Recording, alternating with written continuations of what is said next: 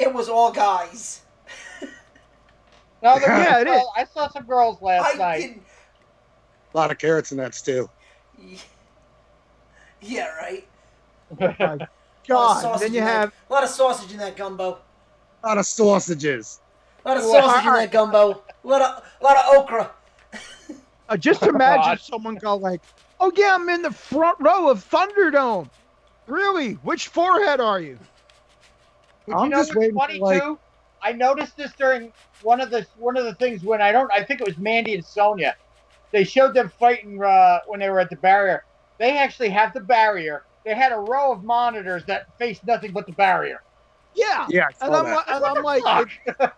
I'm like, well, first off, I'm like, I hope that they're getting the normal feed, because if they're getting a super special, like, you know, like you're at the arena feed, and I got the fucking front row, I'm pissed off as shit. Yeah, I'm hoping because all you're seeing is the barrier. Or you're that's why I was like, somebody's like, yeah, I was in the front row. Really? Which forehead? You know who I saw as one of the heads? Because the reason I know is because he tweeted about it. Sal from Impractical Jokers was one of the people front row. So it was his forehead? One of the foreheads was Sal's. How long do you guys think it's going to be until some diva walks out and some dude stands up and whips his dick out? I'm surprised it hasn't happened yet. Well, what happened is somebody started to pick their nose, and all of a sudden they killed the feed. Yeah. Yeah, a guy went to pick his nose. All of a sudden, like guys that look like this, like green shirt guy or something. He's doing like a John Cena thing. Then he goes to pick his nose. All of a sudden, it was like it got switched to a black guy who was trying to adjust his camera. He's like, "Oh shit, I'm on Thunderdome." And you know what it is? I saw somebody actually with a fucking sign. Someone had a sign that said "Fire Velveteen." Like... No, not the Velveteen one. There was another one that was written in some foreign language. I don't know what the hell it was. Yeah. Then you would basically you what's the word I'm looking for?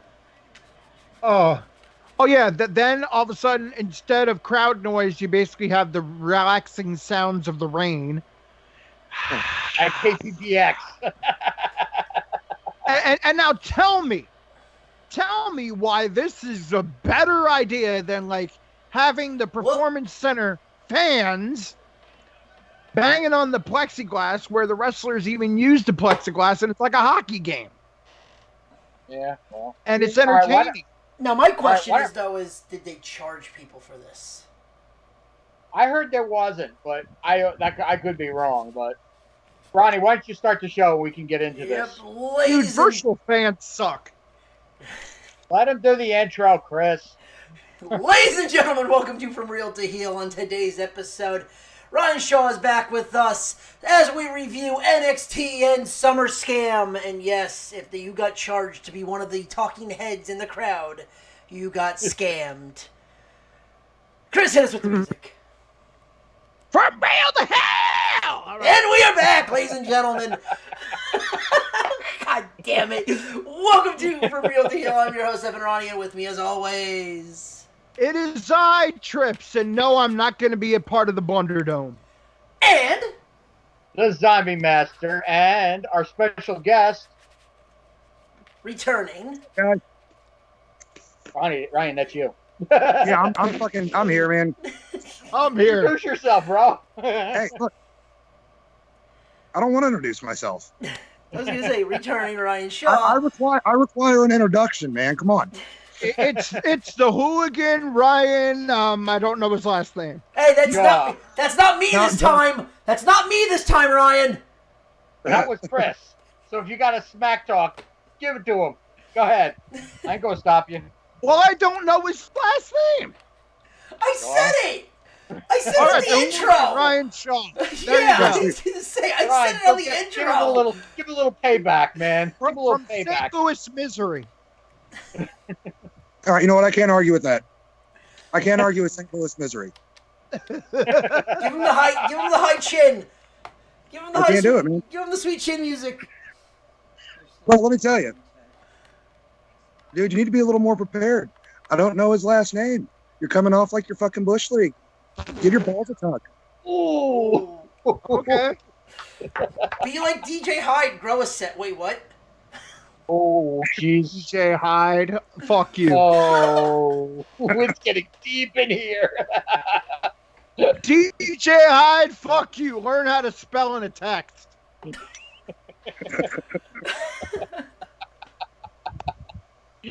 Oh, that was good. Be That was like, a good one, man. oh, he's just sniffing What kids. you eating? What? He just sniffing females. Ryan doesn't know about DJ. Thank though, so God! kind of flying blind with Oh that. my God. You want to give him a brief 2-minute He's the former thing owner of CZW. Man, There, that's what, all you need to know. What you eating? Where the fuck did you go to school? Trump University? Yeah, why you eating? Bro, that sounds like me with my YouTube show, What You Eating? At least that was a joke. At least that was a joke. Yeah, no, I'm saying how you texted. Yeah. W-A-T. I'm like, what? What? What? Warm-ass Not tacos? What?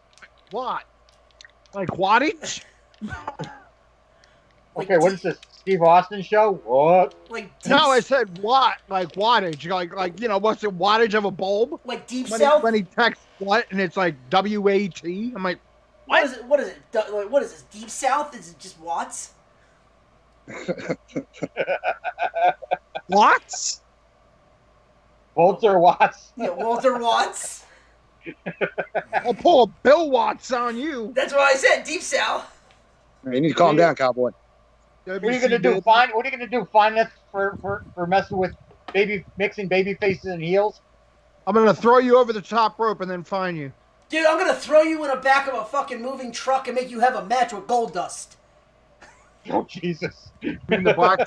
Oh yeah, the blacktop The bully. blacktop bully. Oh man, that was. Oh, WCW Ryan, we are destroyed so that a couple episodes ago. cringe-worthy We destroyed matches. that. And just think about the blacktop bully, and Barry Darso decided that a golfer was a better gimmick. Mr. Hole-in-One, Barry Darso. Well, at least you didn't have to jump in the back of a fucking truck. Okay, who had the better golfer gimmick? Darso or Kerwin White? Barry Kerwin Darso, White, because it yeah. lasted longer. What'd you say, Ryan? Who'd you say? Kerwin White, man. There you go, Kerwin White. That's my pick. The only thing that Kerwin White did that was good was gave us Dolph Ziggler as a caddy. Kerwin White did that.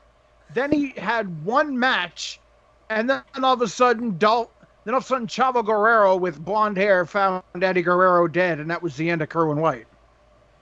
Yeah, because he wanted to, salute his uncle. Yeah, it makes sense. Yeah, I was gonna say. Just the fact though that we can literally say we had a gimmick, 2 gimmicks in WWE that have lasted 1 match. And who was the other one? Let's see if anybody can figure out. What was that fucking incest fucking gimmick? Wait, the zombie Fantasio. Fantasio, the magician. Fantasio wrestled one time on Superstars, pulled the guy's underwear, and WWE's like, yeah, this is dumb. You mean Paul? Do you mean Paul Burchill? No, the other dude. I think he only had one match. It was him and his mommy. No, that was Shelton Benjamin. Chester. Beaver Cleavage. Beaver Cleavage. Yeah. Beaver Cleavage. Headbanger, was it? That was Mosh. That was Mosh, yeah. God, why do all the people from Jersey get shitty gimmicks? I mean, let's be honest. You guys should be used to it by now. He's got a point there. I can't argue with him there. Why do people from Jersey get shitty gimmicks? Well, you are from Jersey. The only good gimmicks that come out of Jersey were Bam Bam and fucking DDP. Yeah, the only thing that haven't been touched. I mean, the Headbangers were good when they were the Headbangers. When they were the Flying Nuns. Yeah, when they were the Flying, exactly. Gonna say Canyon was good when he was Mortis. Then he just turned into a DDP knockoff and then died. He was better when he was Canyon. I liked him as Who's better than Mortis. Canyon? I liked him better as Mortis. Literally anybody on the roster. Yeah. Wait. You liked Canyon better as a Mortal Kombat knockoff? No, Dude, this was before like Mortal Kombat. This was before Glacier really was a popular character. Right. And I use air quotes, popular Mortis character. was because of Glacier. Well, then you have to say Mortis Wrath. was But then you because also have of to say. Glacier. But then you have to say Wrath was like that too. Because remember, I'm just saying, though, there was the whole green. The advent green and of was Mortis was it Wrath? was so Glacier had a villain. Was it Wrath? Who was the red one? That was That was Wrath. That was Wrath. No, that was fucking Brian Clark. Fucking Yeah, Adam Ball. Wrath. Yeah, it was Wrath. Ryan Clark was Wrath. Yeah, Mortis was green. Yep. Wrath was red. My God, dude, it was WCW meets Mortal Kombat Ninjas. That's what it was. It was still better than the Demon. Oh God. Well, anything was better than the Demon. Shit. Even Yeah, though both Torbor still better than the doesn't Demon. Torbor still go around as the demon though? Yeah, he does. From time to time. I actually met him as the Demon. Yeah, at a Kiss convention of all things. That was the easiest money Gene Simmons ever made. Nice. Right? You go to a meta convention. Didn't Vampiro kill you? Yeah. No. No, Wrestling's predetermined, right? It's the story, dude. Yeah, what I meant to say was, didn't Vampiro kill your gimmick? It was either that or didn't Sting kill you? Because Wait a minute, this isn't Marty. You're not talking about Marty Jannetty now. No. Yeah. Vampiro buried. Vampiro buried the fucking Kiss Demon I remember gimmick, that. like I remember. alive. Yeah. Oh yeah, we found him in the Allegheny River. And then he set Sting on fire. Yeah. Oh, WCW with its shitty gimmicks. I mean, let's face it. The shittiest gimmick that was there was 7. And it didn't even have one match. Didn't even have one match. I love the way he fucking went off. Oh yeah. That was This awesome. dumb shit. But is it weird that Dustin went from Goldust to 7, then back to Goldust, then he went to TNA and became Black Rain?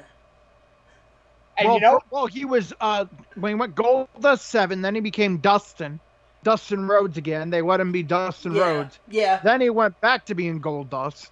and then he went to. I just want to say, like, that is one underrated fucking worker right there. Yeah. Oh, he is. Yeah. Dude, let's face it, the Rhodes family, no matter how much you say, Vince tried to bury that family to 6 feet freaking under, and anything they gave them, they got over. Fuck, Cody got a mustache over. And he got a mask over, and he got got that- a. Yeah, Dude, Dash and Cody Rhodes was awesome. Yeah. Okay. Yeah. Dude, the fact that Ray accidentally broke his nose and he had to wear the fucking face mask, and he got that over. Yeah. he got Oh, yeah. Stardust over. Yeah, that again. Yeah. All right. Let's get to the blunder at hand. Well, All right, let's do it. Well, let's get to let's the talk good about shit. the good show. I was gonna say, first. let's get the good show underway first. NXT. Where the Performance Center, quote unquote, fans yelled "Kick the Kiwi" at Dakota Kai, which was fucking awesome. And they actually, and I went back and watched it. Yeah, I saw the camera turn away when she started to laugh. Yeah, because somebody's like, well, somebody in the goddamn cult of kayfabe is like, oh, the Performance Center fans suck. I'm like, and you love Blunderdome? The most, like, dude, it's like watching the NBA, like, in the bubble, which I can't stand, because as soon as the team has the ball, they put them damn fans up there. Somebody's, like, up with the freaking nose in the camera. Like, I do not need to see your nose hair when a guy is, like, trying to make a, crossover dribble. I don't need to see that. The best virtual fans are the ones in hockey, because when someone scores or something happens, they show the fans go nuts, and then they show the other fans, and usually they're, like, silent or angry. Or if you are the Flyers, it's gritty. Yeah, or if you're the Flyers, like the one time with the Montreal Canadiens, NBC had to dump a virtual fan because he looked, and then he flipped the bird. I'm It was surprised like, not too many people flipped the bird during Blunderdome, but that's beside the point. Yeah, well, WWE already said you have to. I think it's like they'll have a whole rule thing. Oh yeah, they're already compiling a ban list. Yeah, you can't wear you can if you're caught wearing an AEW shirt, you're banned. Any foul language, you're banned. Any nudity, you're banned. Wait, how can Any there be foul language? They don't have the audio on them. Yeah, foul language. What the fuck? No, I said like giving the finger or something. Oh, that's what I called it. Gestures. Oh, okay, so I could be on Blunderdome and say, "Fuck you, this is dumb. Fuck this dumb shit," and they won't even know what I'm saying. And just hold the sign. I came to kick the kiwi. God damn. Or you guarantee way to get banned out of Blunderdome. Hold up a sign that says "Fuck Blunderdome." You'll get kicked off real fast. Oh yeah. Damn right. First off, you had to know this wasn't gonna work because nothing with the word thunder ever works in wrestling. Just it like didn't I work said, for WCW. It never worked for WCW. Yep, I was just about to say that. But then you had ECW Thunder or ECW on Sci-Fi. No, they never had anything with thunder in it during ECW. No, it's a joke. TNA. They didn't do anything. TNA Thunderdome. Because ECW on Sci-Fi, when it first started out with the stupid sci-fi gimmicks, was horrible. And somebody said it was worse than Thunder. So when I went to the ECW Philly show, I held up a sign that said, "Welcome everybody to ECW Thunder." Does anyone remember the Thunderdome match in TNA? Chad has actually laughed at it. So. Yeah. Was that when Jeff Hardy debuted for TNA? No. That was his re-debut. But that was the fucking... They had that big-ass red cage. Yeah, the bird cage where fucking Homicide couldn't get the red fuck... cage where no one could see anything? Where Homicide couldn't get the fuck out of the top, so he snuck through the fucking back door of the cage to win. I don't even know if anybody won. Yeah, Homicide won. All right. But did he really win? Yeah, he won. Because he tried to climb out. He couldn't. So if you watch it, the camera picks it up. He slides through one of the gaps in the fucking cage. Like, fucking, I'm out. I win. The hilarious part is Tenay is trying to talk so great about this thing. And the color guy is like, how could you even see anything? Okay, what was worse, that or the electrified cage? That. I don't know. Them trying to sell. Them trying to. LAX trying to sell. To LAX trying to sell a cage that's lit on electricity with 3D in there. It's like, come on. But at least I could see it. That's true. Nothing will be worse, and all three of you can agree on this. Nothing is worse than when WCW or the NWO, I don't know if they were the NWA still, when they had Halloween Havoc? Oh, yeah. When the Chamber of Horrors match? Yeah, but here was the kicker. I don't know if you noticed it. They mentioned it during one of the episodes. In the beginning of the match, somebody bumped the cage and the damn thing went down like it was going to turn on the electrocution. Yeah. And then Mick Foley, before he started it, he put his arm up there to make it look like he turned it back on, then turned it on. It was hilarious. Mick Foley being so wasn't Abby in that match too? Yeah, he's the one that got electrocuted. Yeah. Abdullah did, yeah. Yeah, Abdullah got quote-unquote electrocuted. He just basically had a bunch of pyro go off. Because from a belly-to-belly suplex from Rick Steiner into the chair.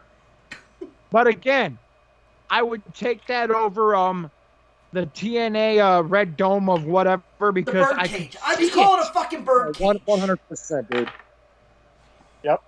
Yeah, it's like red cages don't work ever. No. Gee, it sounds like Hell in a Cell. Yeah. Ryan, what'd you say? What were you gonna say?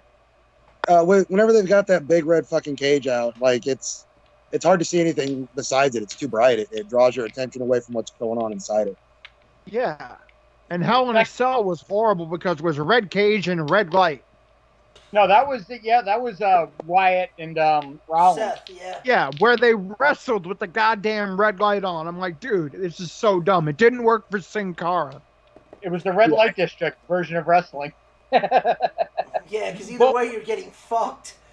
The funniest part when they had the dim lights the funniest part when they had the dim lights for Sin Cara, it's like, did that contribute to him getting botching so much because he couldn't see? No, because then they put the lights back on and he still fucking failed. And then they fired him and they made Hunico the friggin' Sin Cara. Yeah. I think the biggest thing with Sin Cara was like he couldn't adapt to the WWE style of work.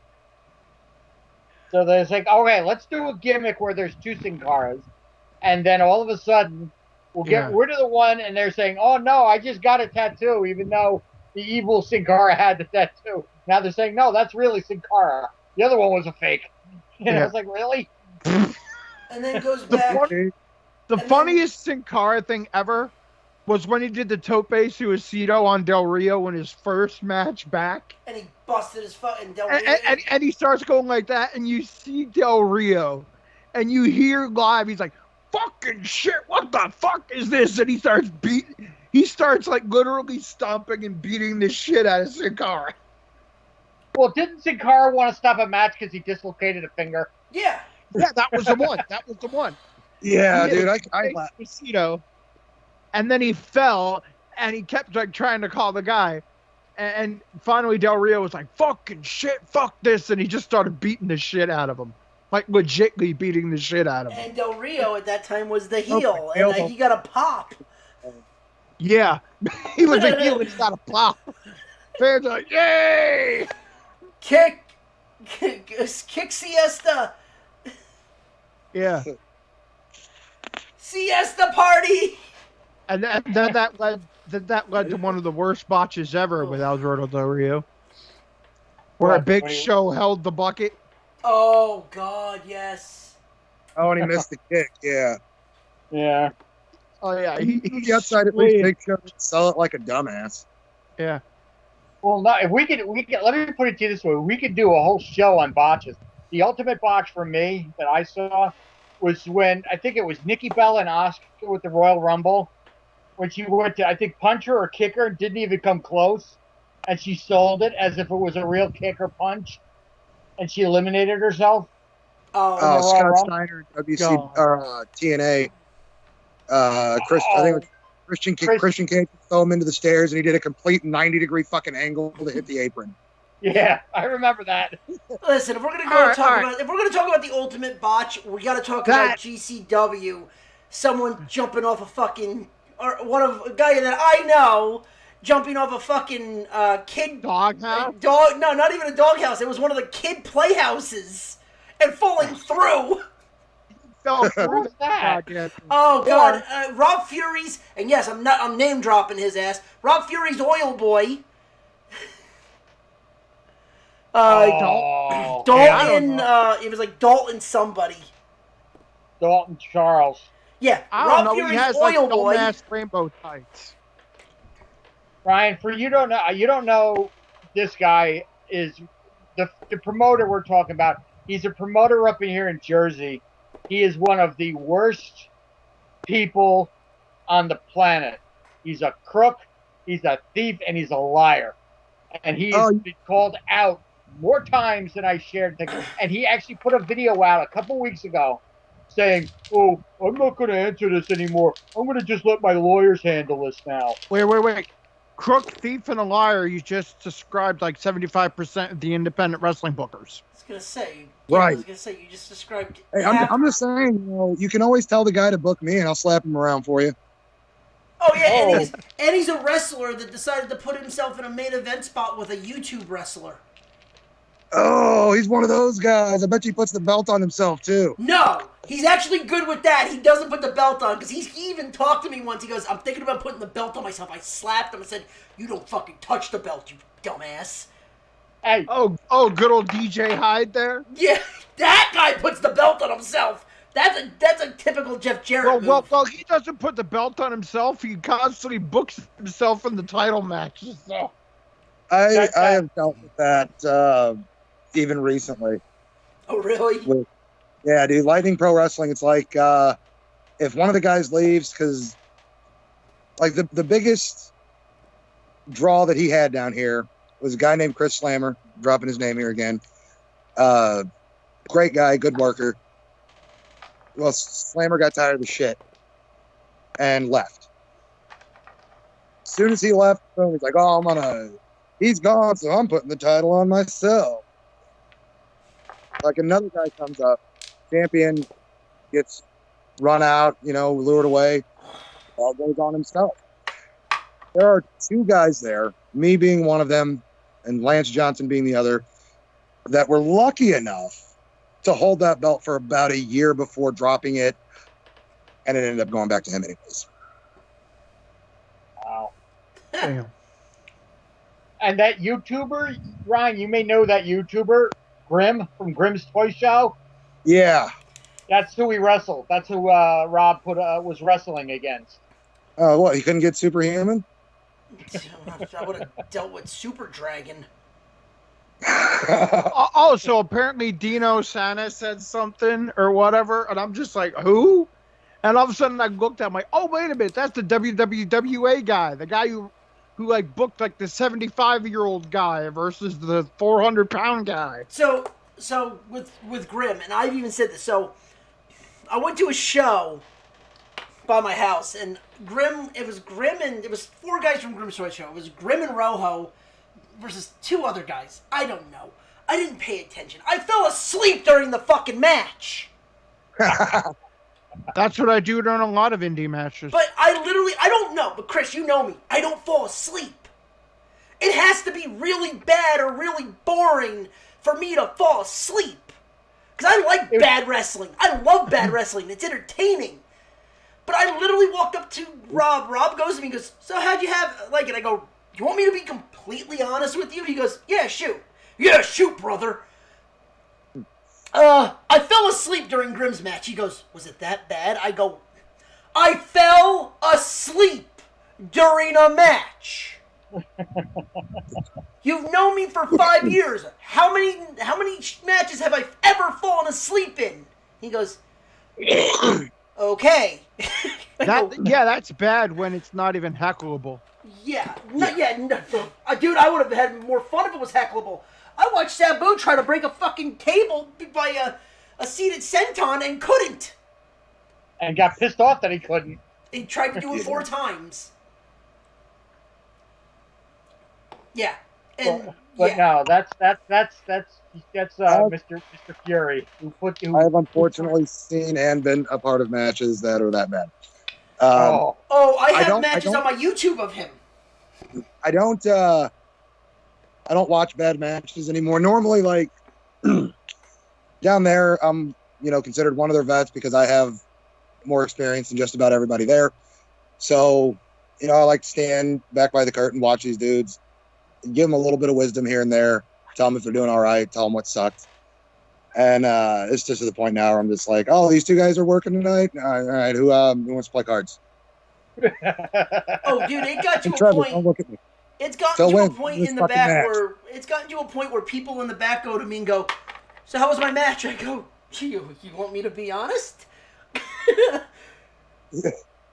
like, "I'll be nice, but do you really want me to be honest?" Because I'm like, and usually it's on the booker because I'm just like looking, because we have another one that me and Chris go to. John has never been there, but UWA. Mm-hmm. And the guy is doesn't know how to book shit. So, there was a gauntlet match. Now, I'll ask you, because I want to see what your thoughts, where you would take this gimmick and go. All right, so there was a match where a guy who is literally 5'2", who does a war gimmick, a Civil War gimmick. But he has the dumbest name ever in the history of wrestling. King Tech. What is you're talking about Tech? Tech. You're talking about Tech now? Well, wait. I know Tech. Well, wait. No, wait. I'll get to it. I'll get why it's such a big deal. He wrestled Mike Dell. Guy, good wrestler, been up here for years, works for Pat Buck and people like that. He loses. Tech beats him. I'm like, great. Guy 5 foot nothing. All right. All right. King Tech has a shitty Civil War gimmick, but his name is King Tek, which is so fucking dumb. And he loses, and basically he beats Mike Dell, who has worked the whole big program with Matt Tremont. Well, hold on, because I'll get to it. So Dell, after he loses, I'm like, fine, he loses. It was a decent match, not a big deal. Dell goes in and attacks him, chokes him out. I'm like, okay, good. Tech should then lose to the next guy. Next guy comes out, heel. 1, 2, kicks out. I'm like, oh, you just killed everybody's gimmick. Thank you. Yeah, 100%. All right, Ryan, how would you have handled something like that? Eat the pin. Honestly, I don't know how I'd handle something like that. I'd be pissed. I can tell you that much. The dude that was in there was like maybe not even a year in. And I walked up to him. I go, dude, I'm so sorry. He goes, why? I go, the fact that your match lasted 4 minutes and 55 seconds longer than it needed to be killed your gimmick. Yeah. I have this really great practice of whenever somebody pisses me off in the ring, I slap the fucking taste out of their mouth. This dude will kick out of guys who are almost 7 or like 6'8", that weigh almost 350, and he weighs $150 soaking wet. And well, then he got choked out.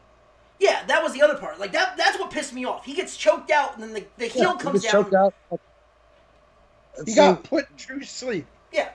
Then the heel comes down and tries to pin him. I forget. It was like Prince Akeem. The guy literally was dressed up as fucking Aladdin. I make fun of his fucking gimmick the entire time. I know who you're talking about. Akabot. He's that one. Yeah, he wears the gold. Yeah, I know who you're talking about. Yeah, he pins him at 1, 2, kicks out. I'm like, congratulations, you just killed his gimmick and Dell in one fucking kick out. Congratulations. Good job, buddy. Yeah. Because he wants to be, the UWA Army never quits. I go, no, it needs to fucking quit. You need to go back to your Vietnam gimmick. Yeah. Oh, I will call him out every fucking day for that. His name is King Tech. Why don't he have a fucking hip hop gimmick? Dude. Let me tell you. You want to hear a shit gimmick? I know a guy down here who will not admit that he fucking named himself after a brand of cigarettes. Please tell me he's Lucky Strikes. He is the American Spirit. Oh, God. Now, let me draw you a mental picture of this guy. All right, go for it. Nobody interrupt him. Let him say it out. Go ahead. He's about 5'10", 5'11", easily 270 pounds. Oh, jeez. Just sloppy with it. In a cut-off red T-shirt. Red, white, and blue fucking Zubas like Sandman. A blue Ultimate Warrior face paint with a black cross on the top of it. And his catchphrase is fucking sharper than life. Sharper than life? He said that shit to me, and I was like, sharper than what, dude? Life's fucking shitty right now. Where are you living?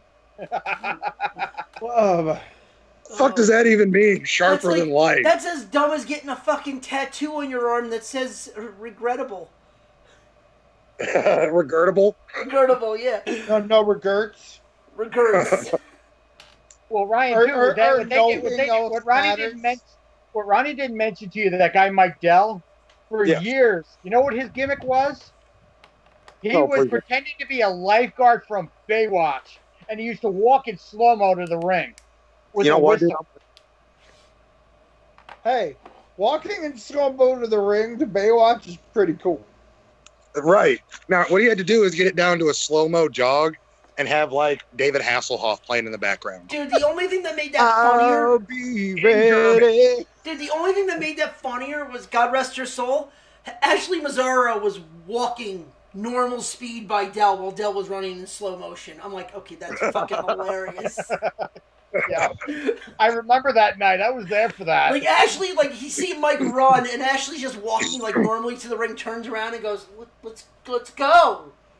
That's fucking commitment, dude. You got to get behind that. Dude, me and him, and when he's, like, in his normal character, just as a joke, he walks to the ring like fucking Vince McMahon. I'm like, dude, you just, yes, thank you. Just every minute of wrestling is supposed to be fun.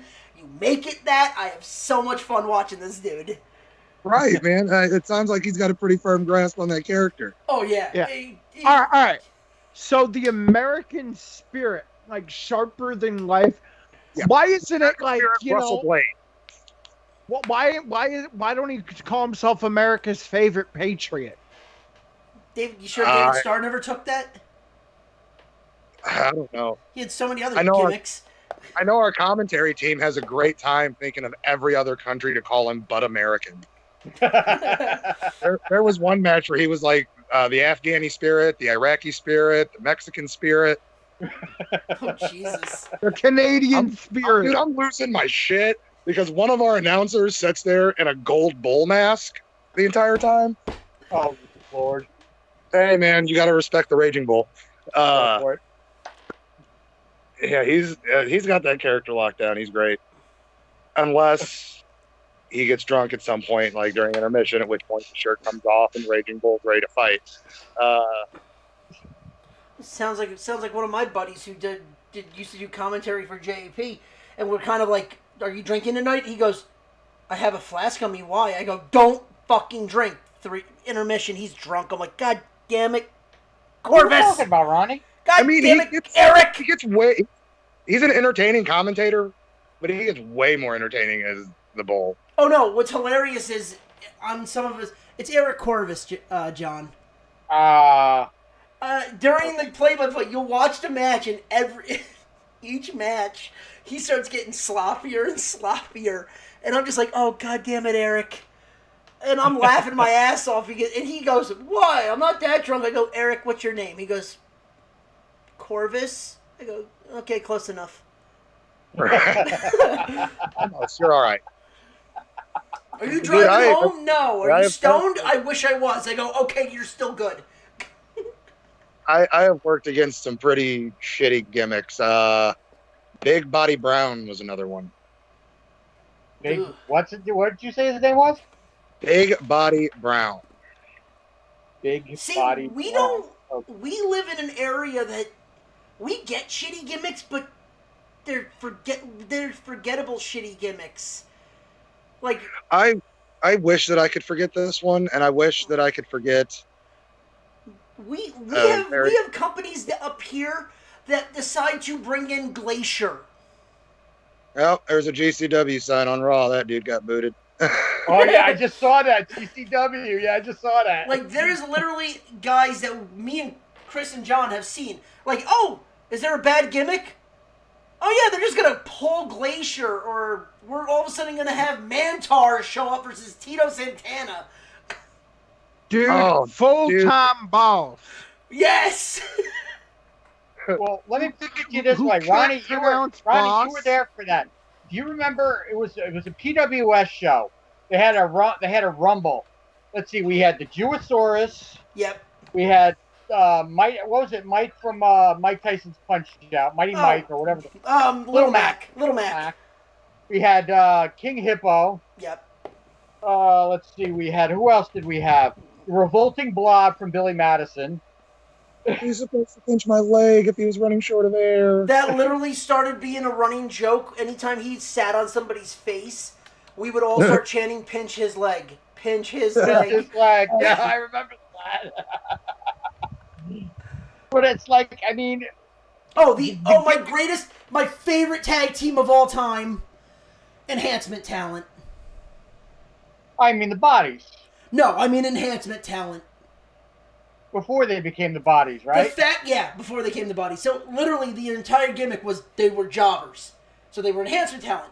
Nobody in the crowd fucking got it except the Smarks. So what does my bright mind do? I'm like, "Oh, they're gonna lose. They're fucking jobbers. They're Enhancement Talent." I started a jobbers chant. Like, literally started going back and forth from the entire fucking arena, the fucking gym, and you just hear the guys go, "We are not jobbers!" And I'm like, "Oh, thank you fucking Lord, you are playing into this." Right. And literally hearing like about 5,000 people start chanting "jobbers," and I'm just like, "Oh, this is fucking beautiful." One other thing, and then we'll get on to the thing. Do you remember when a friend of ours, Ronnie, was on WWE TV, and then he's in AEW when he had the name of Keaton? Oh, you mean good old Ridley? Yeah, he came out the week after he was on WWE TV as like Kyle Keaton or something. Yeah, Alex. We call him Alex P. Keaton. We said we were sitting in the bleachers, and we're about maybe 10 rows away from the ring. When we used to go, there was about 20 of us that would go, and we'd all sit together. And then Ronnie goes to me, goes, "I'm going to start a chant." And I go, "What are you going to start?" And he goes, "Just watch, Alex Keaton." And the whole group started saying it. And his real name is Kyle Reynolds. He looks over, he goes, "I am not fucking Alex Keaton." No, it wasn't Kyle, it was Alex. It was Alex out. But still, regardless, he's like, "I am not fucking Alex Keaton."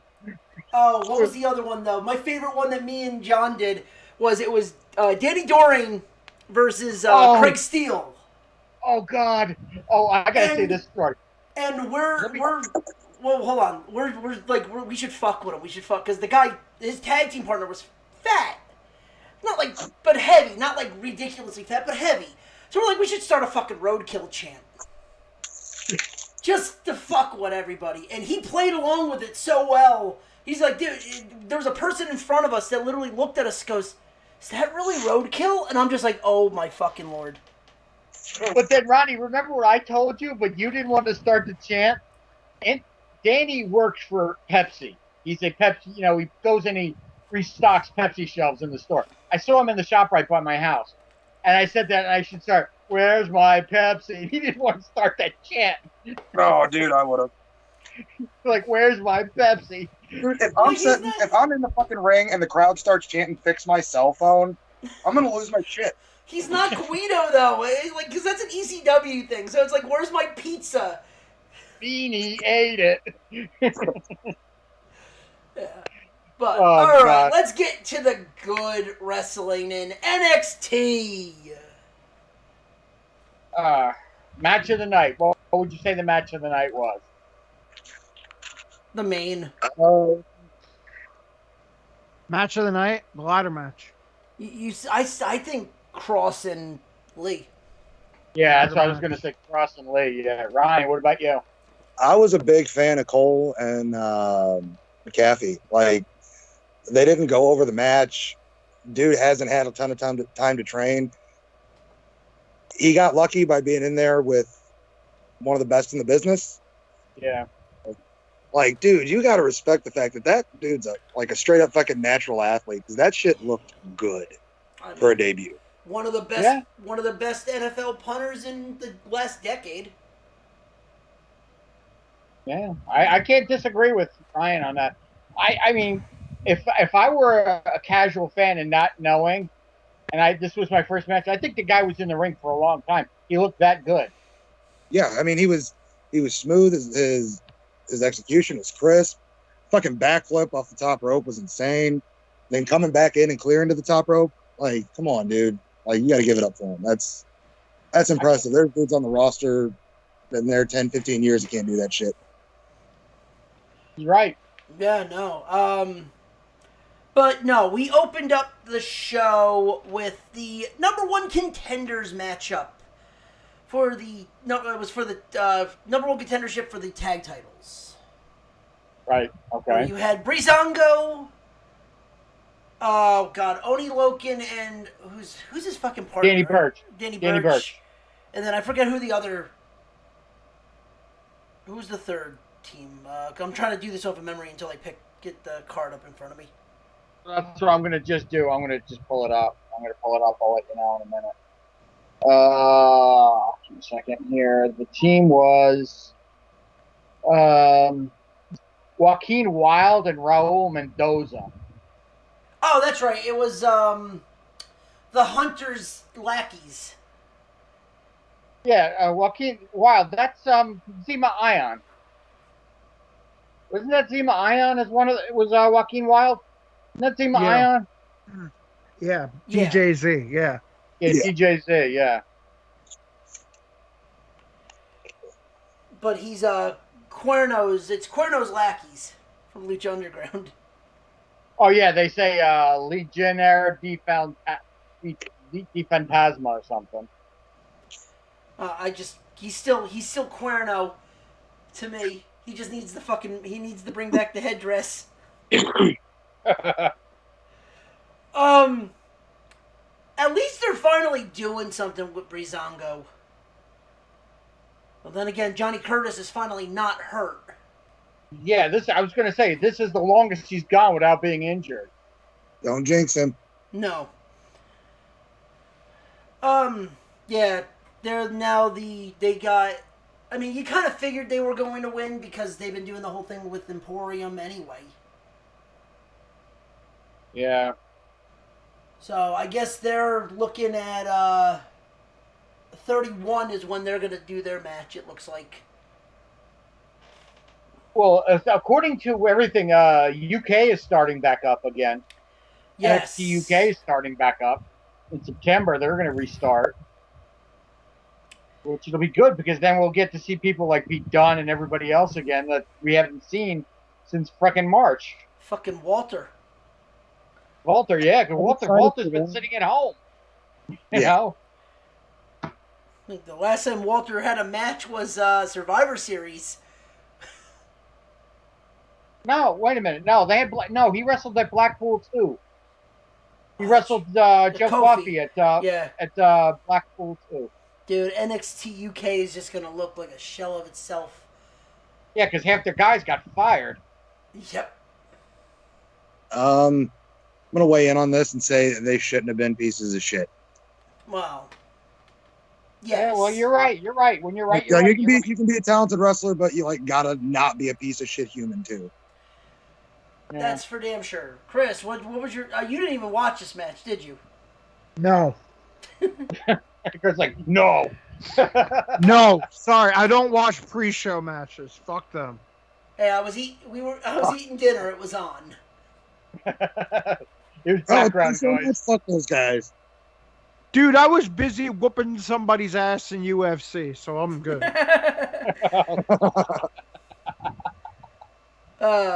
Yes. I think it was like a 17-second knockout, so yeah, I'm good. 9 out of 10 times it was like some 5-year-old Korean kid, so I'd be proud of that. Dude, I'm just playing my career mode right now, so yes, I whoop the computer's ass. Okay, I gotcha. don't care. I don't play online because everybody online fucking like lags and does the other bullshit, and I don't need that. I learned my lessons. I learned my lessons about online gaming from Call of Duty Modern Warfare 2. I'm good. Yeah, COD Mod 2 basically. If that either turned you on to online gaming or it turned you on then way off to it. Right. And then you played Left 4 Dead 2 and you realized that morons that were kicked out of COD Mod decided to play fucking Left 4 Dead. And instead of actually doing the team shit, they basically said, fuck you, and ran off by themselves, and then they bitched when you didn't save them. That sounds fun. Yeah, so some girl is about to get kicked out of Thunderdome. Randy Orton's in the ring, and they showed her, and she was given the double birds. She'll be gone soon. Bye-bye. Yeah. Welcome to Raw is Boar. Randy Borton. The biggest version of Guess Who ever. Yeah. Welcome to Boring Dome. Ladies and gentlemen. Are you ready for a bad time? Ladies and gentlemen, welcome to the biggest Zoom call ever. Oh my God. It's like, welcome. WWE presents Summerfest inside of Boring Dome, where you'll see people like Green Shirt Guy, Mexican Smiling Guy, Guy eating too much spaghetti, Sleeping Girl, Sleeping Girl, Sleeping Guy, Pikachu Man, Guy who constantly gets up to go to the bathroom. Wait until somebody figures out how to turn on filters for that motherfucker. Oh, yo, dude, that's all we need right now. We need someone with a fucking green screen in the back so they can look like they're on the fucking moon. Dude, oh, they do have green screen right there. The person like tried to green screen it and they cut him. He had to go back to his normal green screen, and he's like, "Oh, that's stupid." Nah, because you don't know what you're going to put in behind you. You know what I mean? Like, hey, is that dude in the orange shirt the super surprised Undertaker lost guy? I don't. Wait, why did Randy Orton point to the fucking monitors like they're actually fake? Like, oh, yeah, I'm gonna point to all you, and it's all your fault. Oh yeah, it's all the people that are at home's fault. Yeah. Hold on. I'll do how much. This is how much noise that those fans made. Ready? That's it. Yeah, they really made a lot of noise. Yay! At least there was blood in your match. Yeah, he got color. He got amazing color. Yeah. He had a crimson mask during that match. It seems like Randy Orton and blood go hand in hand for whatever reason. Like shitting in purses. Yep. Good old Kelly. Anyway. Learning that dairy curl from his father. Oh, God. So the first match of the night was Finn Balor versus Timothy Thatcher.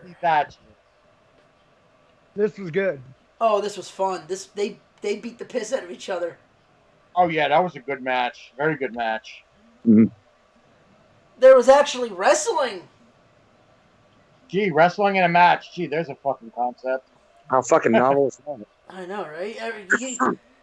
But here's the funny part.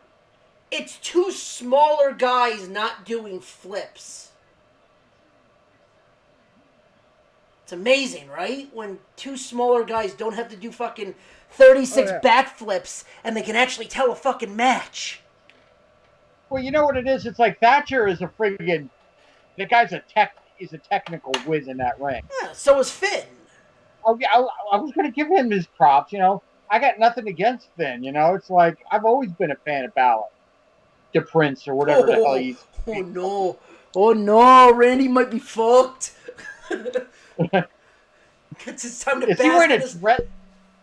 Does Keith Lee look like he's wearing a fucking dress? It's a kilt. It's a kilt. It's a kilt. I'm not watching them right now. I'm hoping my goddamn Flyers score a goddamn goal. Did it get to the third yet or God, no? Chris, they just showed somebody from the crowd. All you saw was a bald guy's forehead in the screen. It was a giant forehead. There it is. There it is. I mean, that's all it is. Like, what was he doing? His best Sasha Banks impression? There was one guy at Blunder Slam. He kept getting up to go to the bathroom, and all you really saw was his crotch. Wait, that's the way you do it. That's what video calls are for, right? Yeah, right. Well, this is the reason why they have all this dumb bullshit. The reason why you're even paying attention to all this dumb bullshit is because the wrestling is shit. Yeah. Well, we're done. 2-0. 2-0. The Flyers ain't coming back from that. All right, game 1's in the books. Anyway.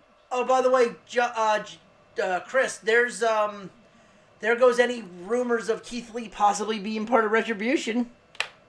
Yeah, well, I told you. Oh, we knew that. We knew that, but Keith Lee losing the title, WWE wanted Keith Lee on there so bad. All right, let's.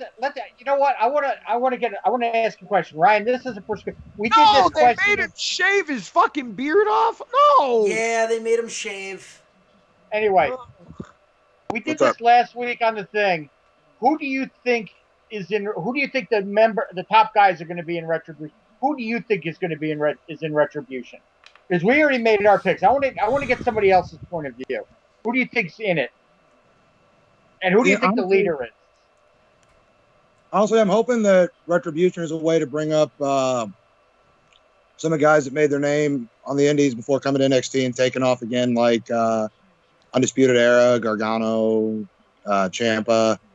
I mean, I doubt it, but it's a nice thought. You know, we might get maybe one or two of them in there. Right. But these guys are going to go fucking stagnant in NXT if they don't do something soon. Yeah, you're right. I don't disagree with you on that. I mean, we're both we're pretty much all in agreement that Ciampa and Gargano are probably going to be part of it. Yeah. Right, Candace. I think Ciampa definitely. I don't know about Gargano. I mean, I had like my brainstorming picks that I would like to see. Of course, one I know isn't going to happen because when they actually do bring her up to the main roster, she's going to be a babyface. And that's Ripley. I think Ripley would be great in it, but knowing how they're positioned her, she's going to be like that powerful babyface. So she's going to be the next Becky Lynch, in other words. Basically, I mean, she's like a Becky Lynch, Charlotte Flair character. Right. Yeah. But the good thing is nothing against Becky or Charlotte. Rhea Ripley can work her ass off in that ring. Yeah, she really can. Well, it also helps that Rhea's like ridiculously young. That's like what I said. She's like the attitude of Becky Lynch, the man character, and like the just talent of like Charlotte Flair in the ring. Oh yeah. Hey, she's gonna be the next megastar, I guarantee that. Oh yeah, she's gonna go far.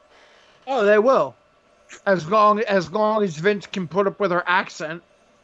Oh God! I mean, if she put up with Becky's, she can put up with Rhea's. Yeah. I was gonna say Becky got that thick flag. Good night. Becky got that thick Irish accent. I'm like, dude. I'm like, oh, good lord, you sound like a guy. I hate saying it like that, but you sound like a guy. Oh, sound like Sheamus with boobs. Dude, Finn Balor had that shit. I never said that wouldn't happen, but let's. Oh God! All right. Anyway, then we had the ladder match. I mean, Finn Balor had that shit with like Johnny Gargano. They could have called it Johnny Promo because that's all they clear you for.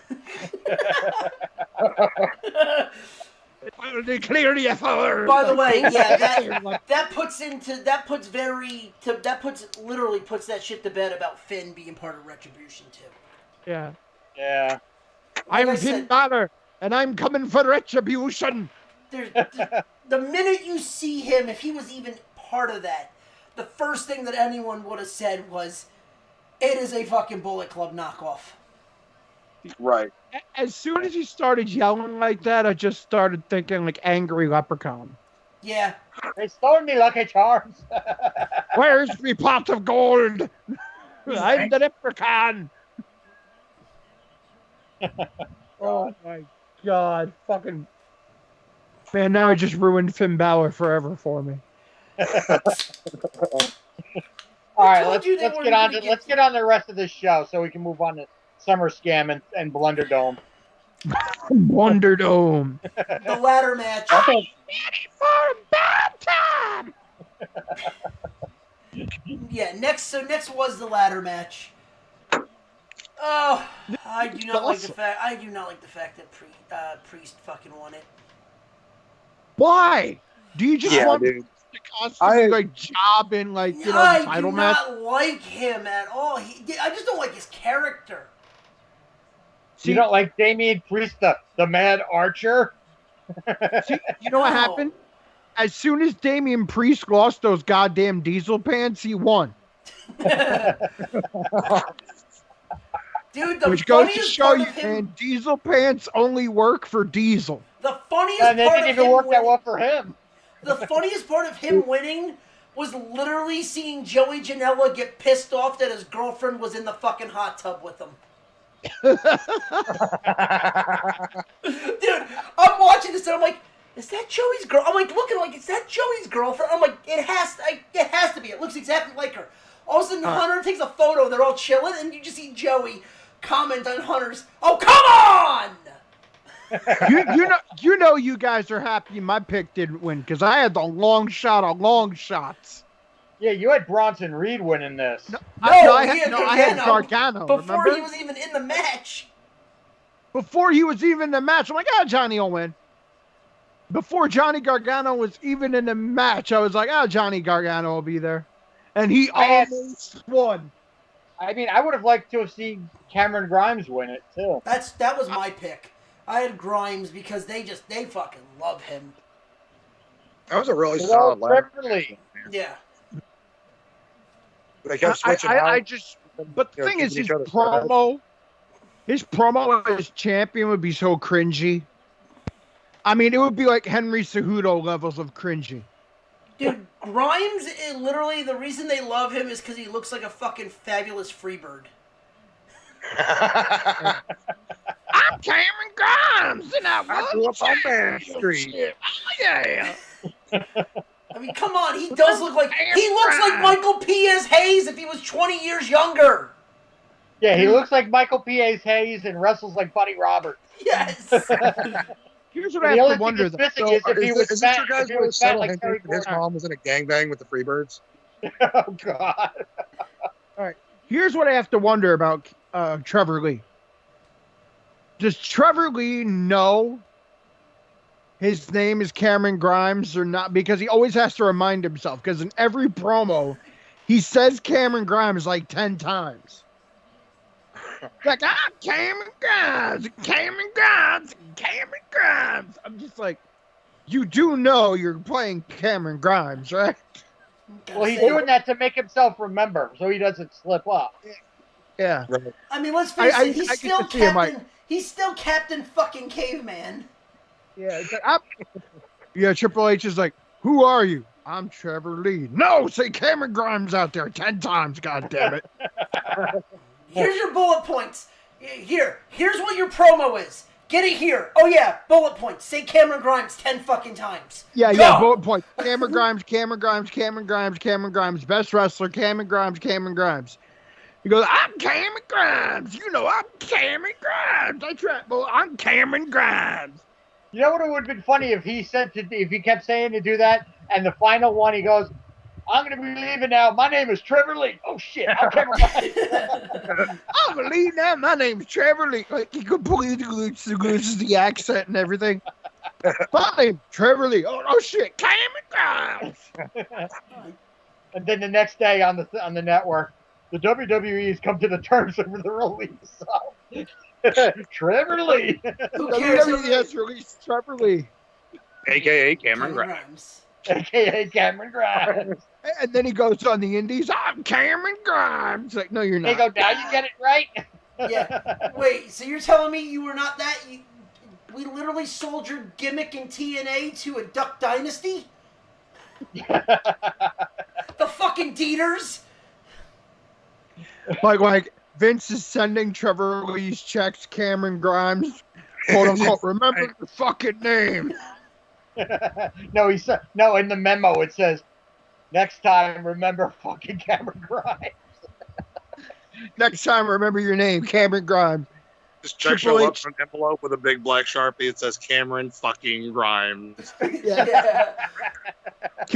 Every day, like Triple H has an alarm clock, and it always says Cameron Grimes, Cameron Grimes, Cameron Grimes. Stephanie's I hope you get it. Cameron Grimes up. Oh my God, Cameron Grimes! Like, I remember when he was promoing with Finn Balor, and Finn Balor said it 3 times. It's like, who are you, Cameron Grimes? Cameron Grimes. Cameron Grimes. That's almost as bad as when Dolph said, "Hi, I'm Dolph Ziggler." I'm Dolph Ziggler. Oh, hi, I'm Dolph Ziggler. Who cares? Dude, that was the funniest thing. Is still to this day is when he did that to fucking Batista. And Batista goes, "Fuck you." So I think the best one with the name is when Chris Walker was in ECW for like 3 minutes. Oh, who am I? Braden Walker. I'm gonna knock your head off. And he kept saying Braden Walker. High Braden spot. Walker. Fucking, oh my God. It's a fucking Jack Victory moment. High spot. Okay, anyway, let's move it on. Oh my God. Dude. Now that we pretty much buried Cameron Grimes. No. Cameron Grimes. Well, here's the thing. I feel like we might have unjustly buried Cameron Grimes whenever we really could have. Yeah, and we didn't touch. Oh God, I almost said a fucking. Oh God, poor choice of words. Said Trevor Lee. No, and we never touched on Velveteen Dream. Poor choice of words. Fuck. Yeah, that is a very poor choice of fucking words. Exactly, man. All right, can we just say how NXT basically has its finger on the pulse of the fans, where not even with a bunch of shit, they have turned Velveteen Dream heel and the Undisputed Era babyface. Yeah. Yeah. Right. Yeah. I mean, come on, Pat McAfee was not the babyface there. No. Oh hell no. Not at all. Yeah, like, I mean, and then they turn Velveteen Dream heel, and no one cared. but yet he comes out with the Scott Steiner headdress. Right. Oh yeah, that's right. He had the chainmail. I'm like, dude, yeah, Big Papa Dream. I'm watching it. I'm just like, do math, do Steiner math, do Dream math. Velveteen Dream. Give us a dream preview. Big bad pedo daddy. The big booty pillow daddy. What's next? He's gonna come out as the artist formerly known as Velveteen Dream. He already did that. No, next he needs to come out as like Prince Iakea or something like that. Just throw it all out the fucking window. Prince Iakea. Oh God. Another WCW name drop. That's a where are they now name drop. hey, the best part about all this is after WCW went over, where the fuck did that guy go? Like, did he get a job at Home Depot? What's up? Dude, I mean, the fact that we're talking about WCW, man. And I mean, one of the best, literally in the ring right now is a WCW wrestler's kid. Yeah, Hector Garza, yeah. Yeah. All right, that one dude has such a skinny forehead. Who? Like, it's in the blue. It's on the blue Zoom guy has a blue background. Man, he has the skinniest forehead. Yeah, I like how Chris is completely avoiding the wrestling in the ring, and he's making fun of the guys in the friggin'. You know who he looks like? You know who he looks like? He looks like the old Dick Twist guy. Oh God. Grab his dick and twist it. The old Dick Twist. Oh my God. Hit him in the balls! No, you saw the thing I sent you, right, on there with the army guy? Yes, I did see that. The greatest jiu-jitsu move ever. The Dick Twist. Get him off me! He's on my dick! No, a guy has me, he goes, yeah, suck my dick! Suck my dick! And all of a sudden the guy grabs him, and he's like, ah! Get him off me! Dude, he hit that heavy metal high note. Dude, he hit, what was it, the first song of the Manowar album with Dude, he sounded like that. He's like, fight for the kingdom, bound for glory, armed with a heart of steel, like, dun, dun, dun, dun, dun, dun, dun, dun, dun, dun.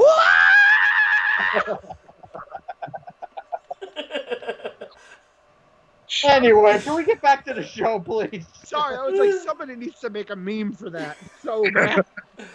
Oh, shit. I think we pretty much talked about the McAfee Cole match. It was good. It was a great match. I got nothing bad to say about it. I mean, the fact that it ended with a Panama Sunrise. That he landed, and then he just jumped up to the top rope. Right. I was like, damn. It was a good match. And I mean, the fact that he also, I mean, a guy who has never been in the ring. And, oh yeah, our finish is going to be a Canadian fucking destroyer. Okay. The Panama Sunrise, like I know, Adam Cole's original finish instead of the goddamn, like, reverse Shining Wizard. But I'm saying is a guy who doesn't normally take that move took it better than people that have taken it before. That's pretty fucking good. Yeah. Yeah, that's pretty fucking intimidating bump too. Yeah, like. But yeah, And now then we had time to kick the Kiwi. What's that, Ronnie? What were you gonna say? Time to kick the Kiwi. Yeah, dude, that was. Oh yeah, Dakota favorite wrestler, and Dakota Io Kai. Shirai. Wait, Dakota Kai's not my favorite wrestler in NXT. My favorite wrestler in NXT is Rhea fucking Ripley. Yeah, dude. Yeah. It's been Rhea Ripley since she was like the Charlotte clone with the long hair. Like, oh, I'm Rhea Ripley. I don't know what it is. I just like classic Rhea. Yeah. What the hell is Nia Snacks talking about? Who knows? I don't know, dude. But you have the integrated Riot Squad now. You have like Ruby Riot, Liv Morgan, and Bianca Belair. Yeah. I dig it. I dig it. Hey, if she's getting better, she's getting. I'm a Ruby Riot fan. She's starting to get better in the ring. Totally. She's starting to get better in the ring. So I mean, every one of us is a fan of Ruby because we remember her on the Indies. Oh yeah, Howdy Lovelace. And if you actually, I popped super hard at Elimination Chamber when she came out in that fucking yellow rancid plaid gear. Oh, completely. Oh yeah. Because fucking rancid is my shit. And then you have that. Then you have. Was it on the bump? She mentioned when she as Heidi Lovelace took on Shayna Baszler. Yeah. Yes. And Shayna Baszler slipped on a paper plate, so she grabbed the paper plate and slapped Heidi so hard. And Heidi's like, she did this to me with a paper plate. Well, I mean, what can you say about? I mean, Io Shirai is great in the ring too. I'm not taking anything away from Io Shirai. That chick is nuts.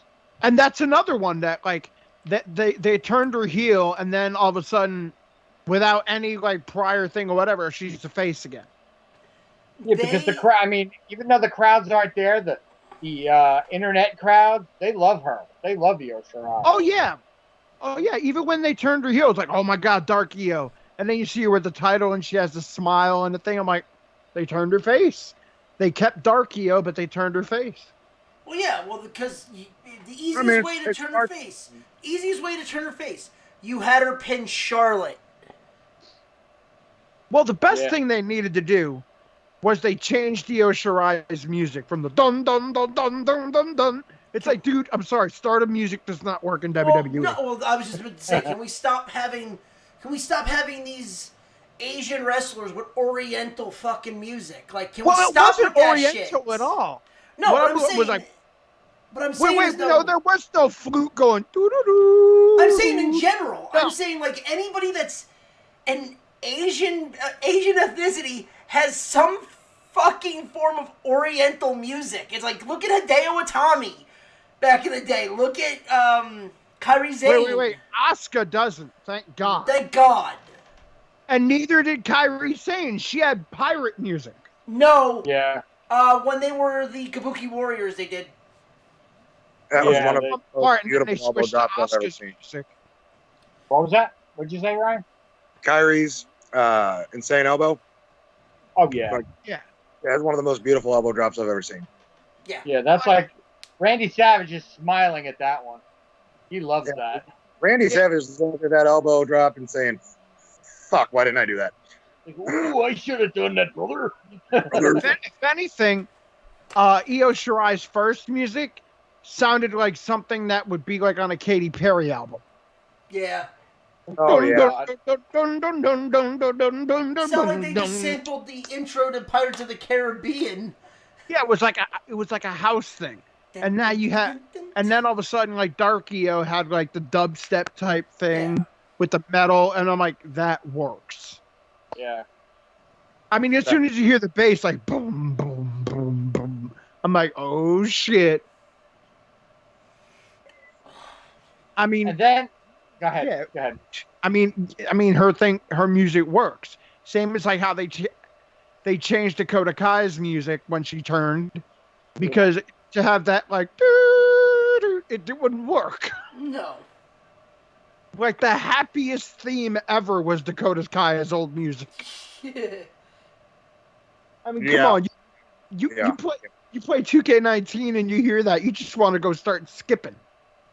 Yeah, right. Like do. That shit sets me off all day. Yeah, you're like, how could you ever boo that? You can't. Right, and then they give her like the rock and roll gimmick, or the rock and roll music, and it works. It's just, and then I don't know. When they change the music, it depends. It's kind of hard to determine if a thing is over or not with the crowd, because when the crowd hears certain music, they pop. It's kind of hard to gauge it without a crowd there.